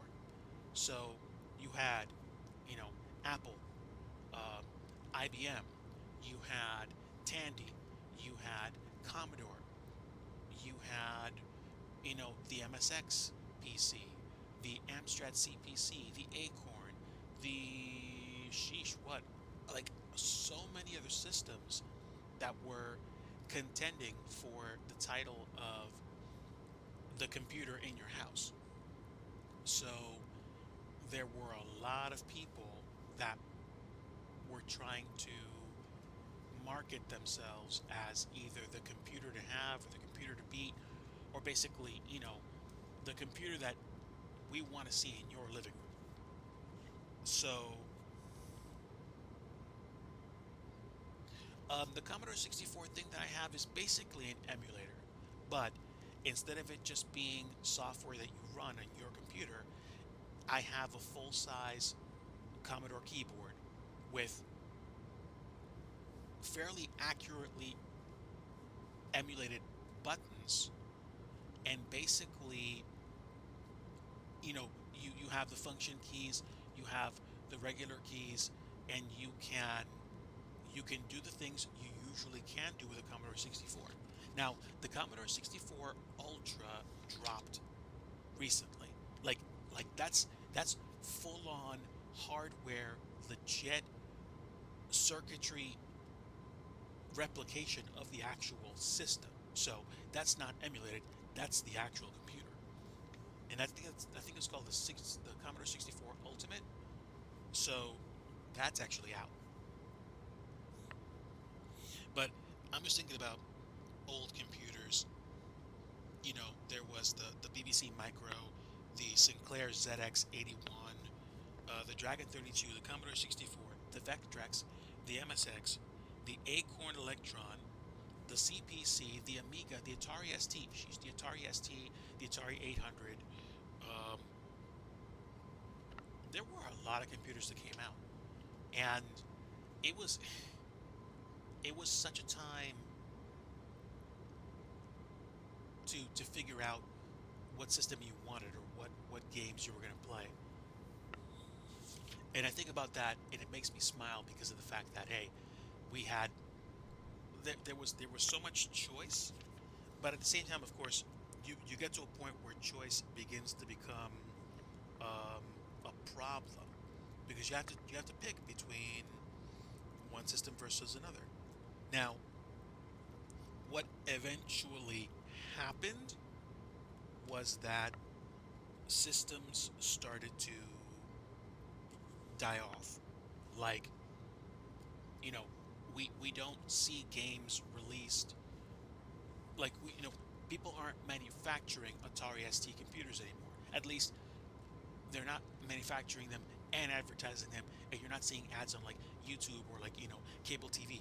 So you you have people that are probably still making games for those old systems, but you don't go into like say Micro Center and go up to the counter and say, "Hey, do you have any Atari STs for sale?"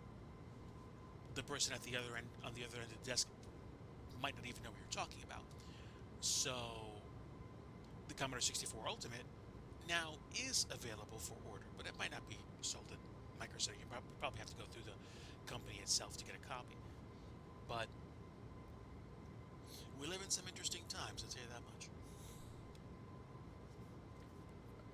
But I think about stuff like the BBC Micro, and I think about computer gaming and gaming the way I remember it, which was, you know, going out, going to the software store, buying a physical copy of a product, coming home, taking the shrink wrap off the box, getting the installation media, which are usually either big floppy disks or small 3.5 by like 3.5 inch um, disks that you'd put into your computer, install the software, configure the game, and play it.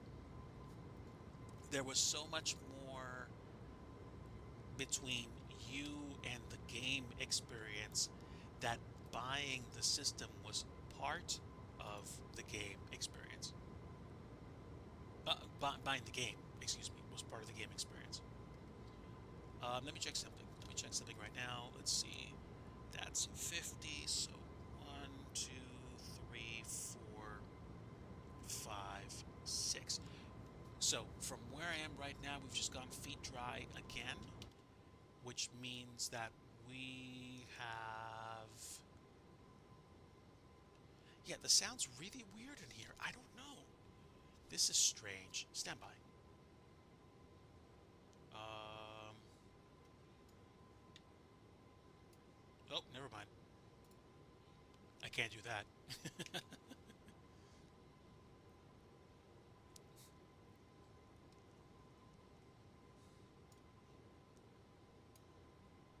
it, it like the sound was like way too boomy, and then like it's too quiet in the cabin in the flight deck now.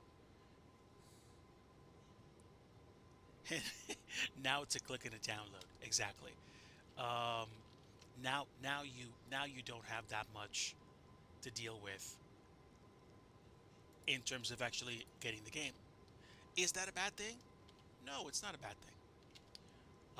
Hang on. I need to fix this because this is bothering me now. It was probably a consequence of me running the other windows, but now you should hear more of the sound.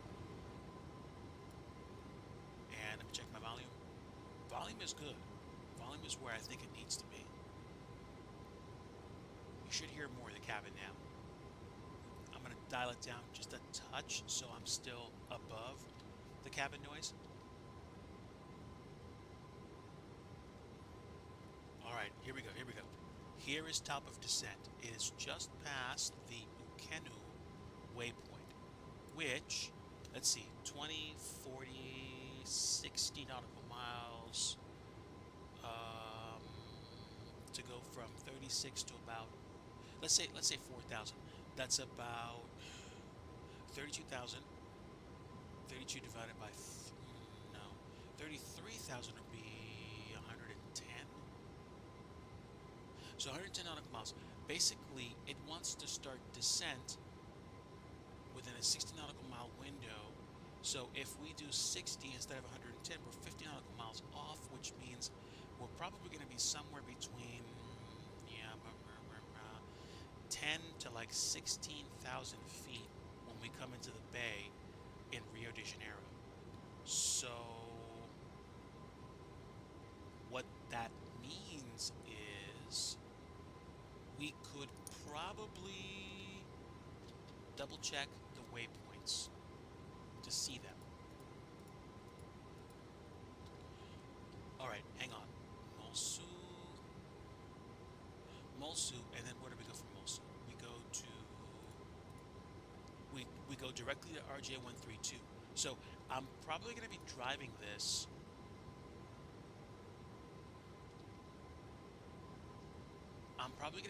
By hand because I think what has to happen is we need to come in from the west at about 6,000 feet,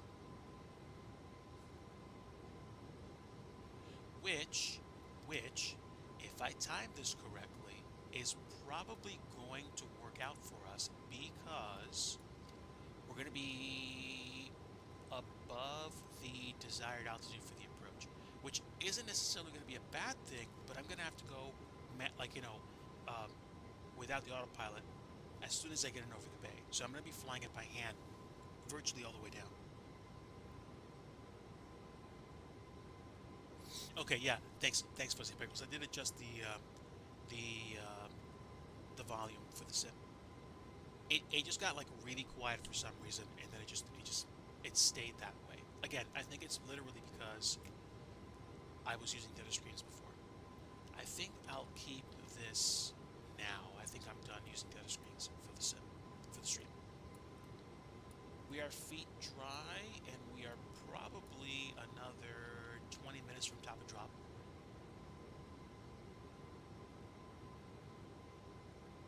Yeah, yeah. So that's okay. That's okay. You might not notice it too much. Like we're cruising really quickly, but yeah, this is actually 2x speed, as you can see by the UTC time.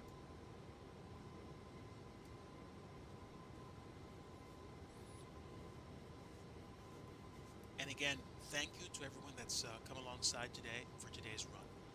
I am flying in Microsoft Flight Simulator 2024. We're using the default AnyBuilds A321neo, the long-range variant, and we flew out of San Fernando de Noronha. We're flying over to Rio de Janeiro's Santos Dumont Airport. It's going to be an interesting approach because we're basically flying this one in by hand, and I need to basically pay attention the whole time. I'm going to have situational awareness, so I'm going to be craning my neck and looking and trying to actually land this thing the way maybe the pros do, which is by hand. But fortunately, at least unless the weather's changed, we should probably be good. I'll double check the airport information right now. And right now, conditions are cav okay. So ceiling and visibility is okay. Temperature is 3-1. It's definitely warm down there. And the QNH is 1008, which is pretty close to, it's not that far away from standard pressure, which is 2992 in hour terms. Probably right now it's like 2979 or something, or 2981. We are going to be descending not that long from now. So, given when we're going to be descending, I'm probably going to turn on the fasten seatbelt signs now. And seatbelt signs are on, no smoking sign is on. I'm going to turn the wing lights on now because I feel like it. And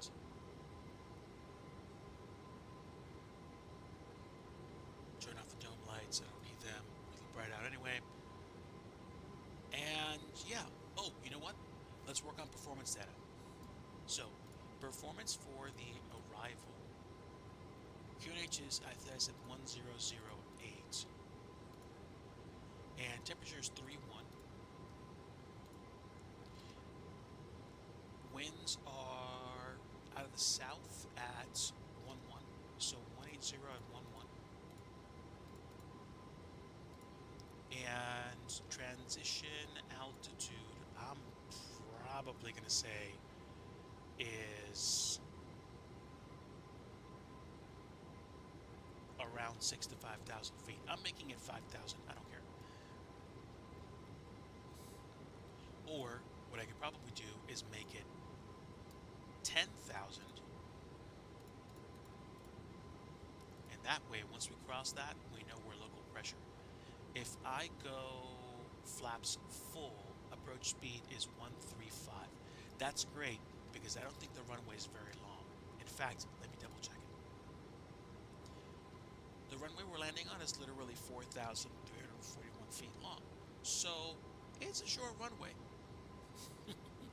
This is definitely one of those days where you're going to be ferrying the A321 out of here with very few people on board because it's a really short runway. But I still accept the challenge. I'm not going to worry about it. I am going to keep the approach information available though. Basically, once we start the turn, we're going to be at 2,000 feet, and then we're going to be at 200 feet once we roll out onto the approach for 20 left. The decision height is going to be 297 feet. So let's pop that in. Or 307 feet if we adjust it barometrically. And there we go. There's our approach information. We're set.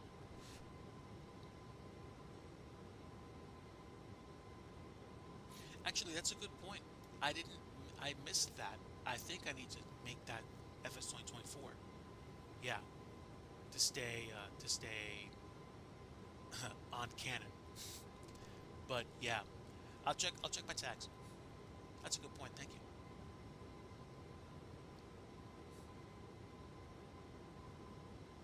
We are sipping fuel, but basically ripping across the sky. And I do see some mountains way off in the distance. We're going to see more bumpy terrain as we get closer to Rio de Janeiro.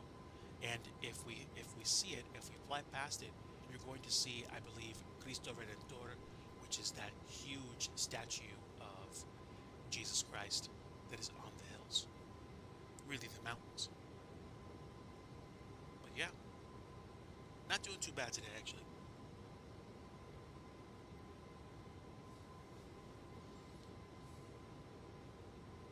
Yeah, not for nothing. I think the past couple of months have really given me a desire to want to do more game development, playing more classic games, figuring out easier ways to play the titles and the systems that I grew up playing, that I appreciated playing.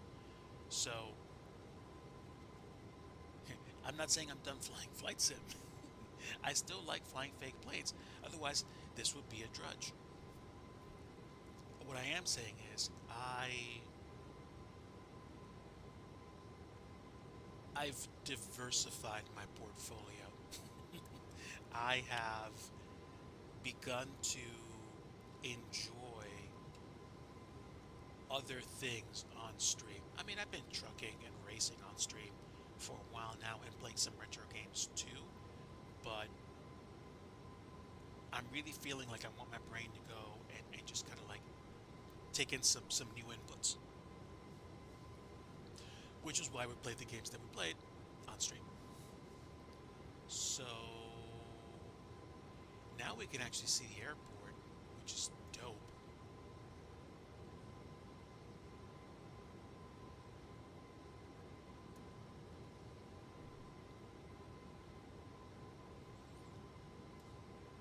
Okay, that's 320 nautical miles out here, 240, 180. No, 80, 160, 240, 320. These are 80 nautical mile arcs. So we're about 120-ish nautical miles from top of drop. Let's see if that's true. 135. Close.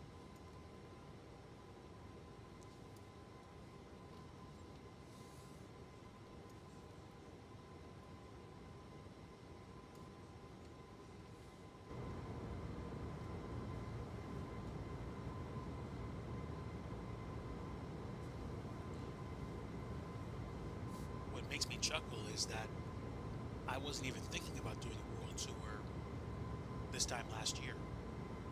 Although my friend, people that I watch on Twitch do it, flying planes in the simulator. They fly around the world. And in November, people did this thing called World Flight, which is flying around the world to raise money for charity, which was an interesting adventure because a lot of people fly across a lot of sectors with different air traffic control, and it gets interesting, and sometimes it gets meme-tastic, but it's okay.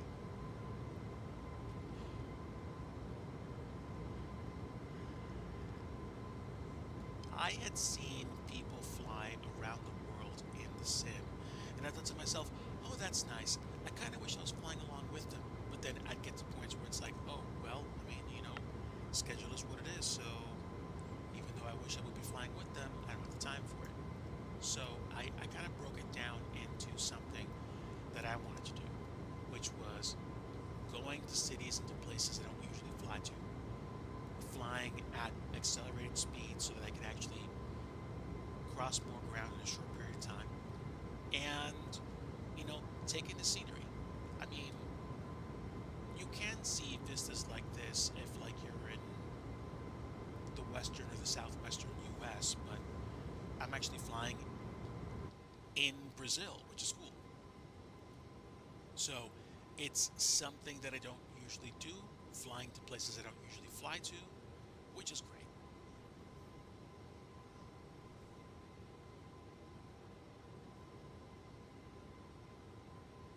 I will probably be breaking up my streams into different things going forward, though.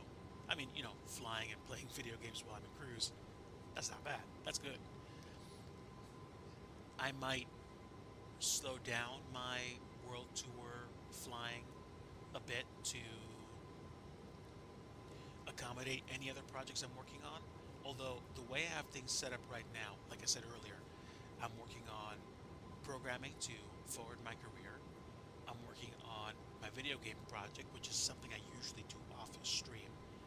And I'm also trying to do other things as well, along with the usual stuff, taking care of the family, Mrs. DIGI, and making sure that my responsibilities are met.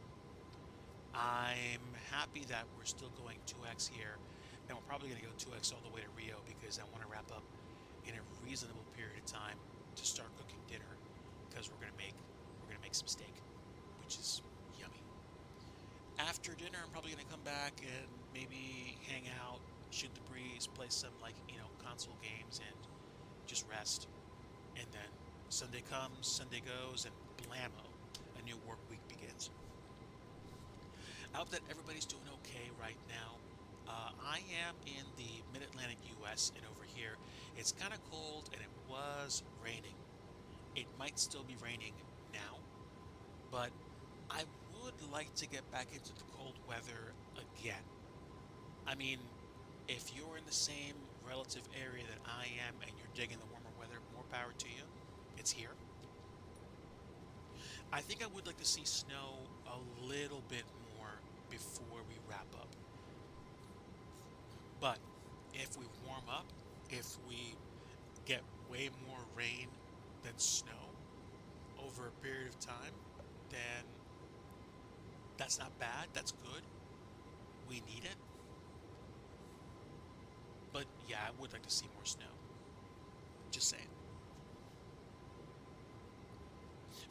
Weekends go by too fast. Dude, I don't even know how to describe it. Let me start by saying this. I came into the Christmas season, which is already out the door. I came into the Christmas season kind of like, skidding in on all engines and trying to, I don't know, make the most of everything that's been going on, but I wasn't feeling the best. Like,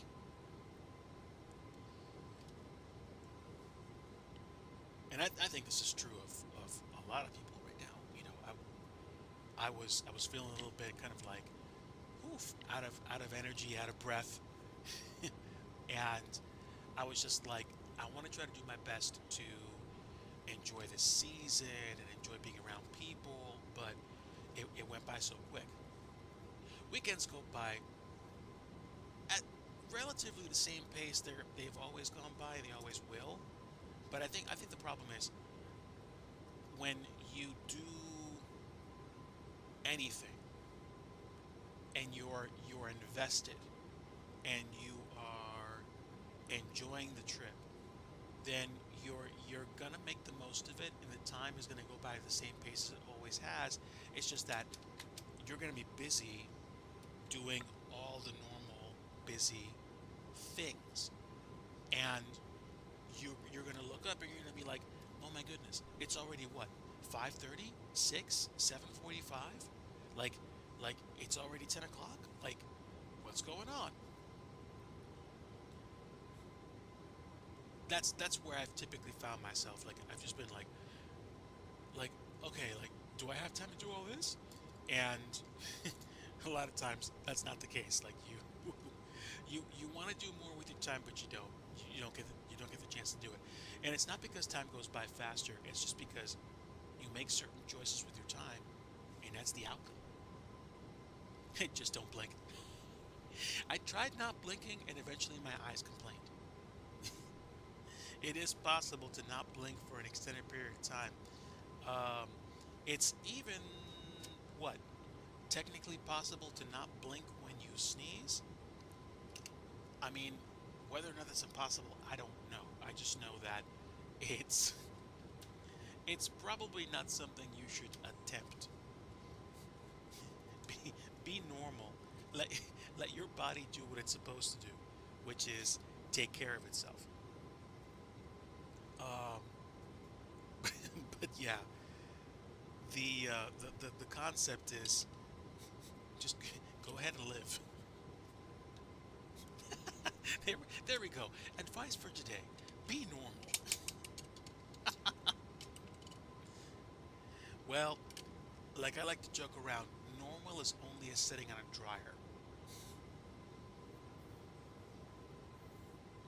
One person's normal is one person's high speed. But all good. I think I am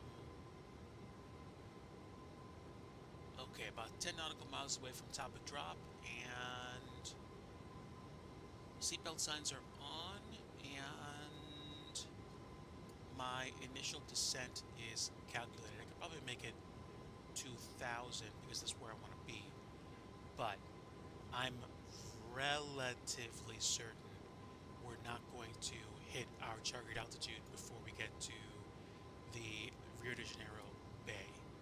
And that's fine because I don't want to be at 2,000 feet going through some of these mountainous areas. I just want to make sure that I don't miss top of drop because we'd be in an even worse spot. And the computer's not doing anything, which means I have to push the button myself.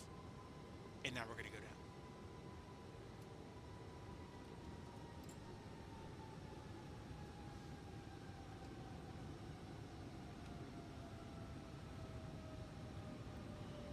Don't let your eyes pop out.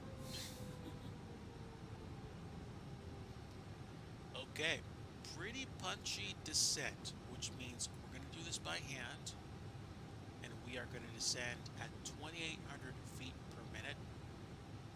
Actually, yeah, keep it at 2,800 feet for now, and we'll see how much altitude we lose. I don't think we're going to have problems clearing those mountains ahead of us.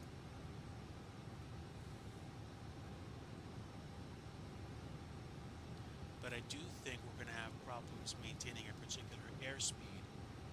So we're going to decrease our descent rate, and we're just going to see where we wind up in terms of altitude by the time we get to Rio.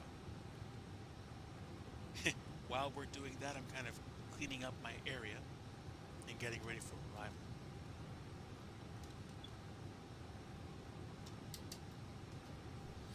This was cool, and I don't necessarily think I'm going to put everything away. I might play the Commodore 64 with Mrs. Digi tonight if she wants to, or play a different console or something. Where's the joystick that I put down?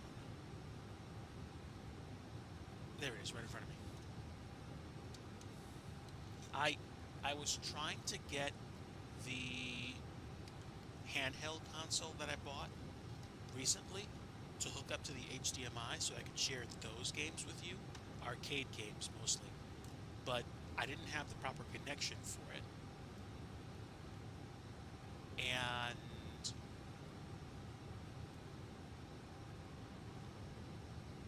let me see. Yeah, I think we'll be fine. I think we'll be fine at 2,400 feet per minute. We're going to clear this mountain range. And we're still on 2x time. But it's going to thread the needle unless I go back to 1x time. So I'll do that for now. So now the autopilot should be able to sort itself out. Okay, so that's good. That's good. Let me put these HDMI cables over here, and we're going to put these joysticks away over here.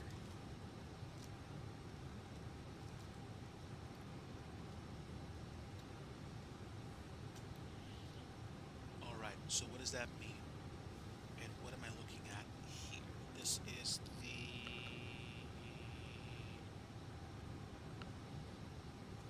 that's the power cord. Oh wait, hold on. Trip my autopilot. That's the power cord for the Commodore 64 thingy. That's done. And now I should be able to pick up my speed again. There we go. Alright, great. Do I care whether or not this is bundled up? I guess I do, yeah. That'll keep cables tidy.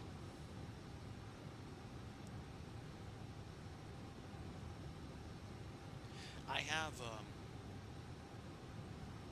one day I was looking for another screen for me to do like Raspberry Pi stuff for fun more comfortably. So I wound up getting this like this 10-inch display. It's not really a portable monitor, but basically it kind of is.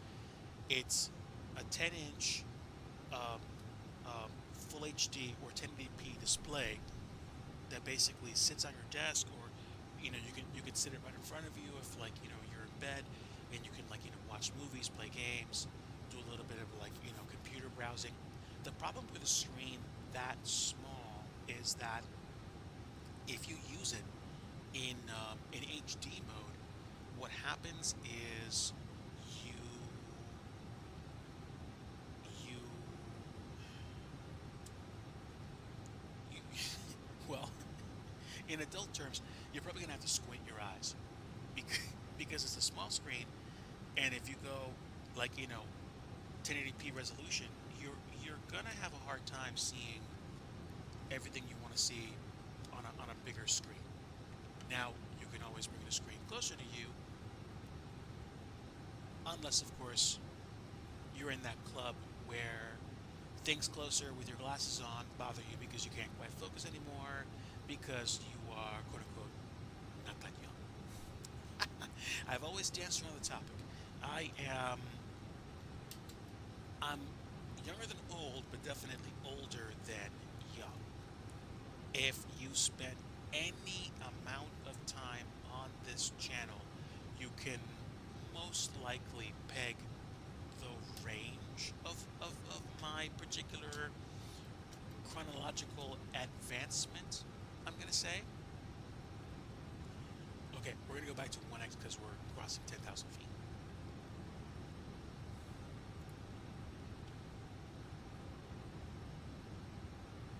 Do I want to be 2,000 feet when I cross over? Now, you know what? We're gonna stop it over. I'm gonna stop it over 6,000 feet, and even if I have to line up more, that'll be fine. Let's reduce the descent rate to 1,000 feet per minute. I don't think we're going to have problems setting ourselves up for the approach. And what are we going to do? We're below 10,000 feet. Let's get the landing lights on. And I'm going to turn on the APU, but I'm not going to start it. So we can start it immediately after we pull off the runway. Okay, so, good. We are now in a somewhat good spot to prep for arrival. We better be, because we're almost here now. The airport is over there. Should be. And if this is the place where Cristo Redentor is, it's probably going to be in this mountain range or this mountain range. Probably way closer to town, so probably somewhere between here, here, and here.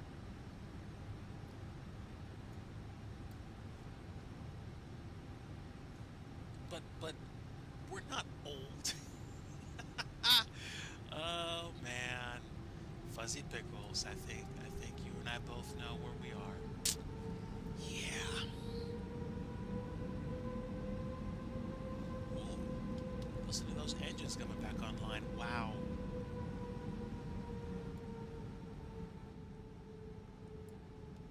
This is good. This gives me my balancing act.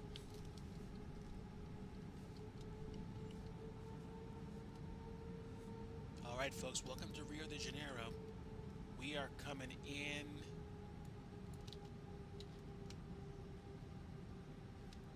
mildly tepid. Not like a sauna, but kind of warm, not hot. Kind of warm, not hot. Okay, do I want to put this away? No, no. I'm going to focus on the arrival here. So we're going to hover around 6,000 feet. Why 6,000 feet?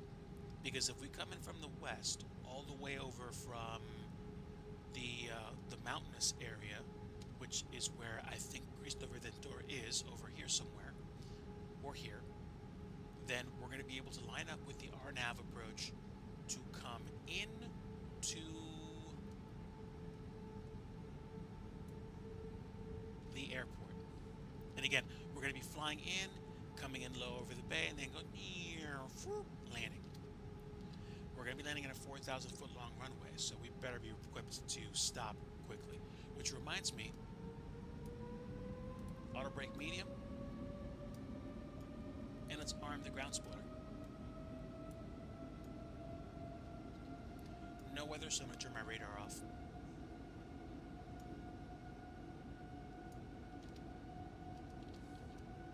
.250 knots.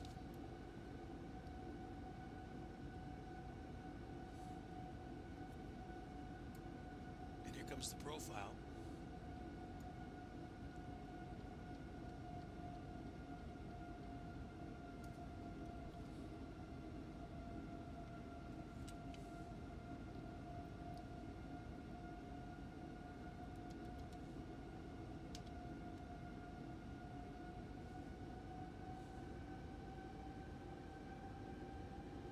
And I don't know, maybe we'll follow some virtual traffic into the airport, because it looks like we have Latin America 3688 or LATAM 3688, which may be coming into Santos Dumont, which is over here.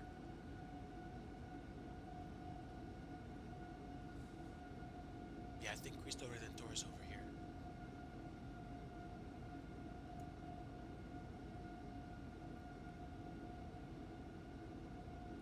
And somewhere underneath us is an airplane.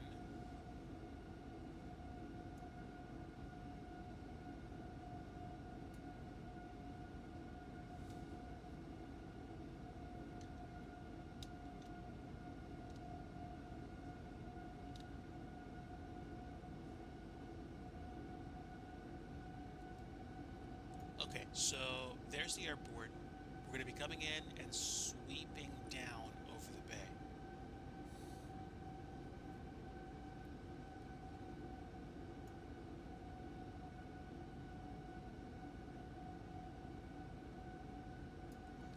this purple ring here is going to be our deceleration.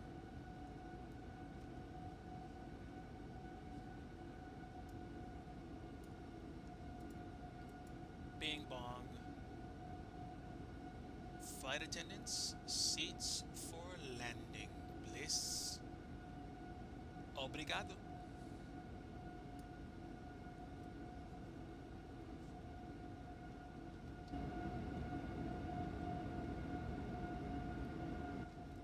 We're in the middle of it now, kids. We are most definitely in the middle of it. Now, just for kicks, I'm going to check the airport. And the terminals are here. Way at the bottom left. Which makes sense because we're going to be coming in that direction.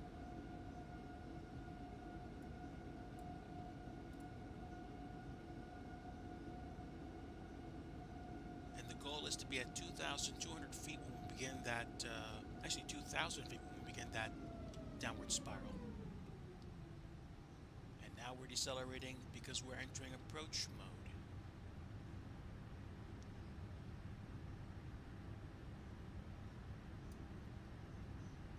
Let's get down to 2,000 feet now.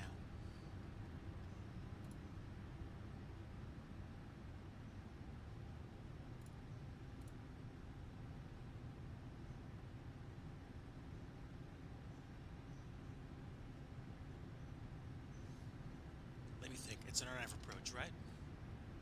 Alright, here's what we're going to do. We're going to take over. Let's go heading 270. Actually, 290. I want some room to breathe here. Then we're going to decelerate to 180 knots.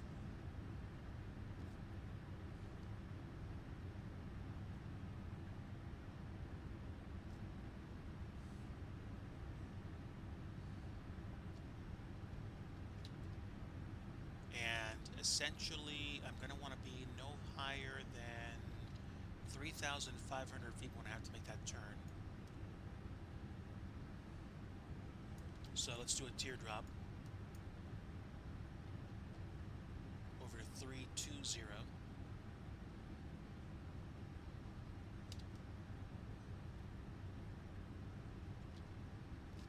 And let's descend, drop some more airspeed by dropping the gear.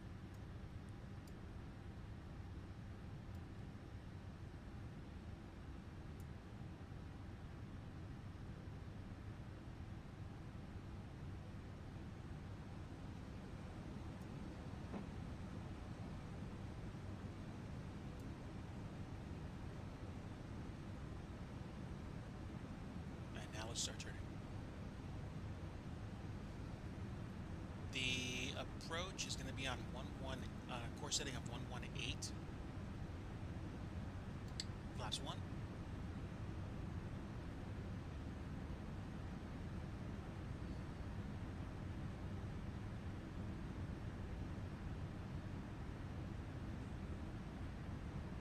Flying over a stadium, cool. Alright. Keep turning. Flaps 2.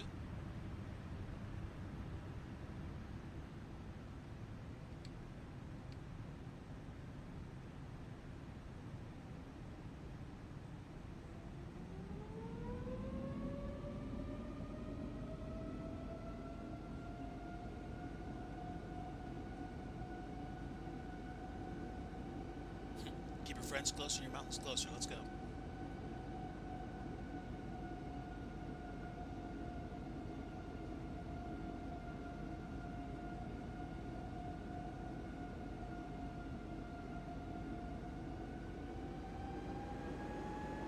Don't sink.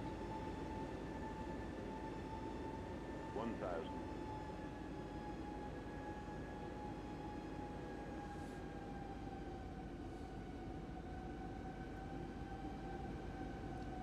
And let's do flaps 3.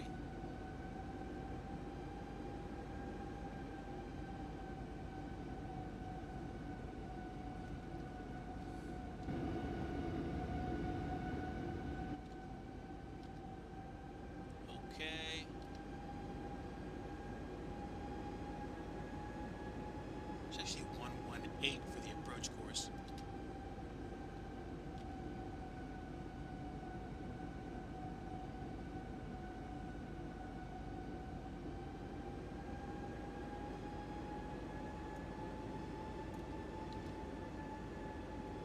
this is spongy.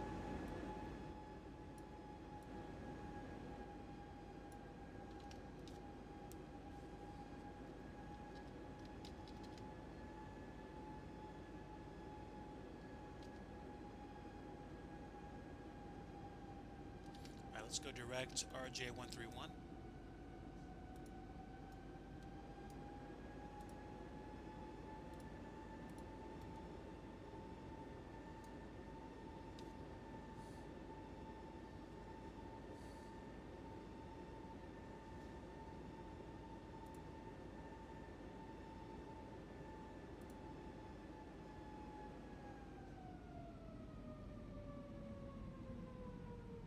Let's bring the airspeed way down.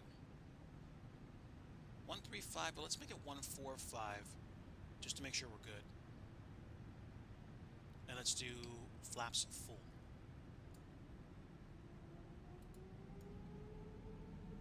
Cabin is ready.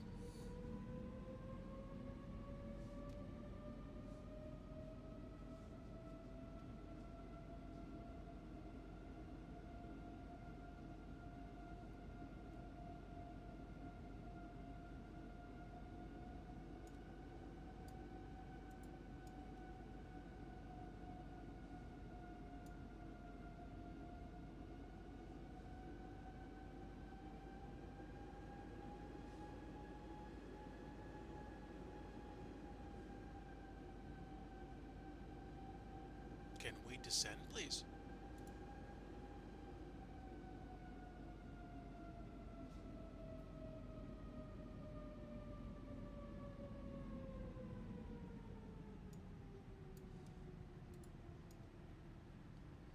Let's see.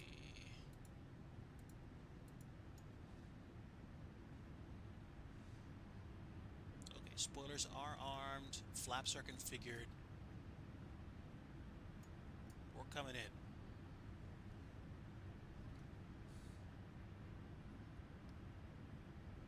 The autopilot is helping me with lining up with the runway, but I'm gonna have to give it the goods with making sure we land properly. 1,000. 1,000, stable, disregard terrain.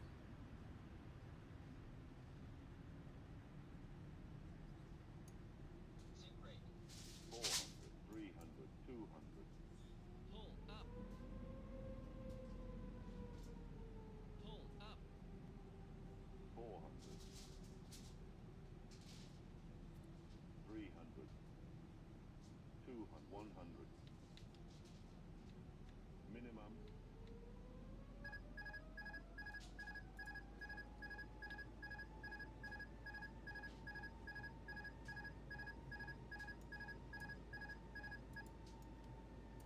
Okay, too low for the approach, but we're still on glide. Do you need help? Alright. Give me a second, guys. Hang on.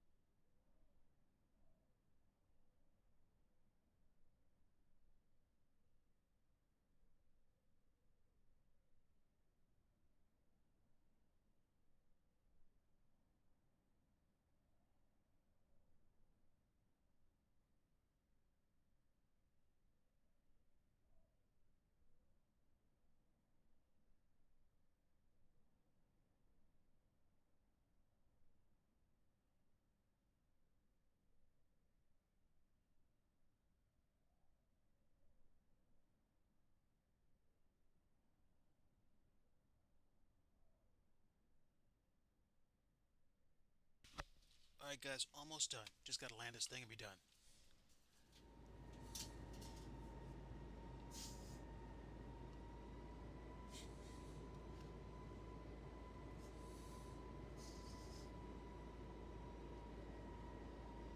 Okay, there's the runway.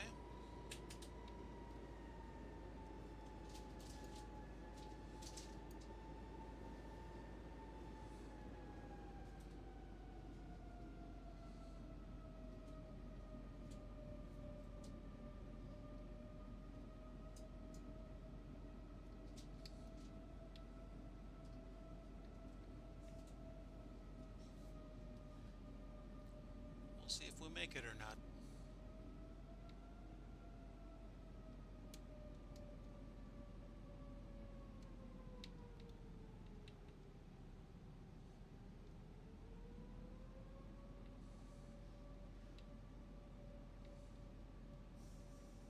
Fifty, 40, 30, 20. Retard. 10, 5. Nice. And down. Full brakes. I don't think it's gonna work. Let's see. Oh, okay, we will make it then. Great.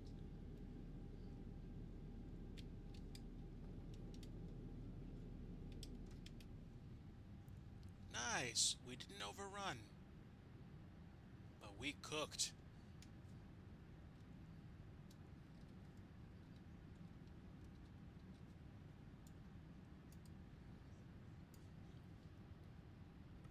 Okay. Got way too low on approach, but we're down.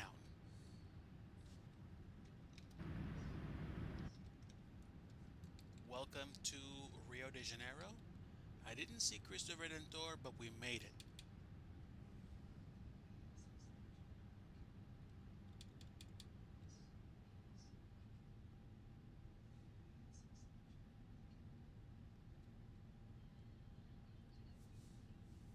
And let's be real here. I don't think Neos land on this airport at all.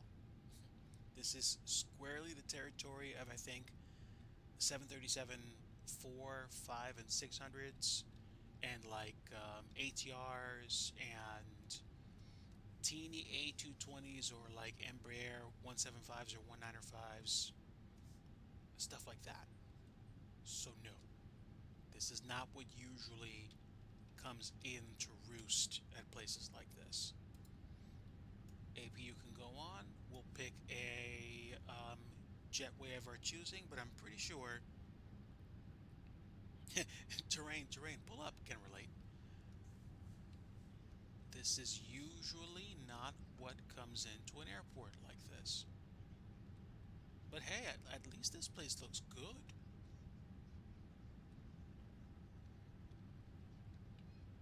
Okay. They're waiting for us here. Let's go straight in.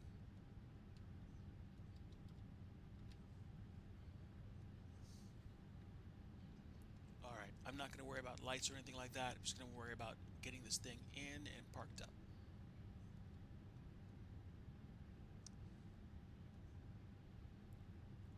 In the FS 2020 days, there used to be a ground marshaller waiting for you if you picked the right jetway on a whim.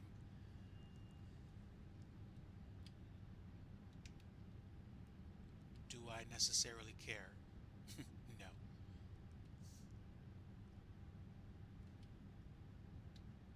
Even if it looks remotely good, we're fine.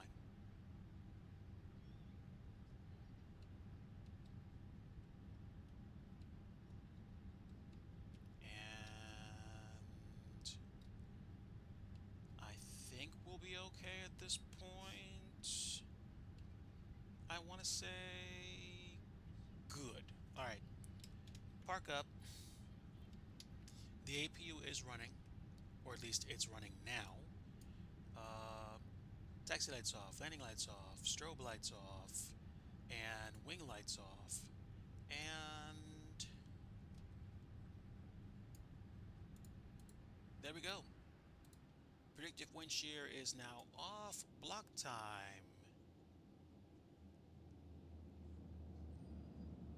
There we go. Wonderful.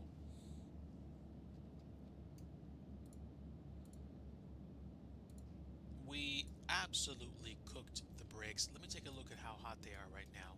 They've got to be hot. They're not that hot?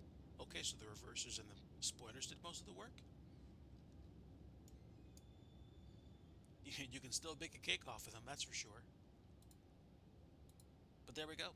Welcome down to Santos Dumont. Let's see if we can actually get GSX to hook up the jetway for us at least.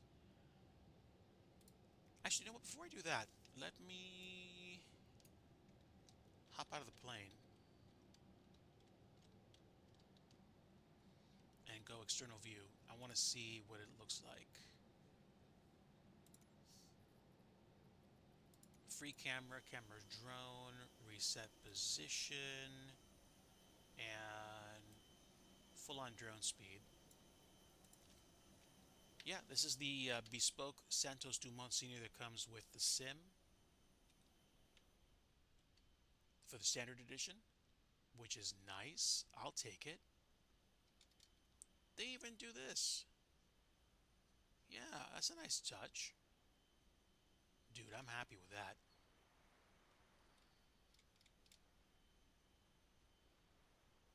It's wonderful looking here.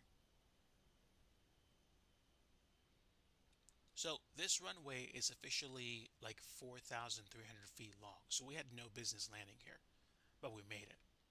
Now, for funsies, I'm going to go try to find Cristo Redentor real fast, which I don't think I'll find here because clearly I don't understand where it is IRL, but we're going to look for it.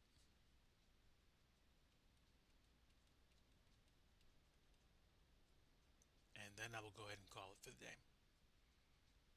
Appreciate everybody that stopped by. Really, thank you so much for stopping in, saying hello, hanging out, chilling out. Um, Thank you for being here today. We got some stuff here. If it's not here at all, it's not here at all. But I thought it was. It's okay. Like again, I'm not miffed by it. I thought it was here. Or it's further down? Probably. Probably. And that's fine. That's fine. Let's hit the reset button and spawn back in. Nice. So I think I should be able to hook up the jetway now. Let's try it.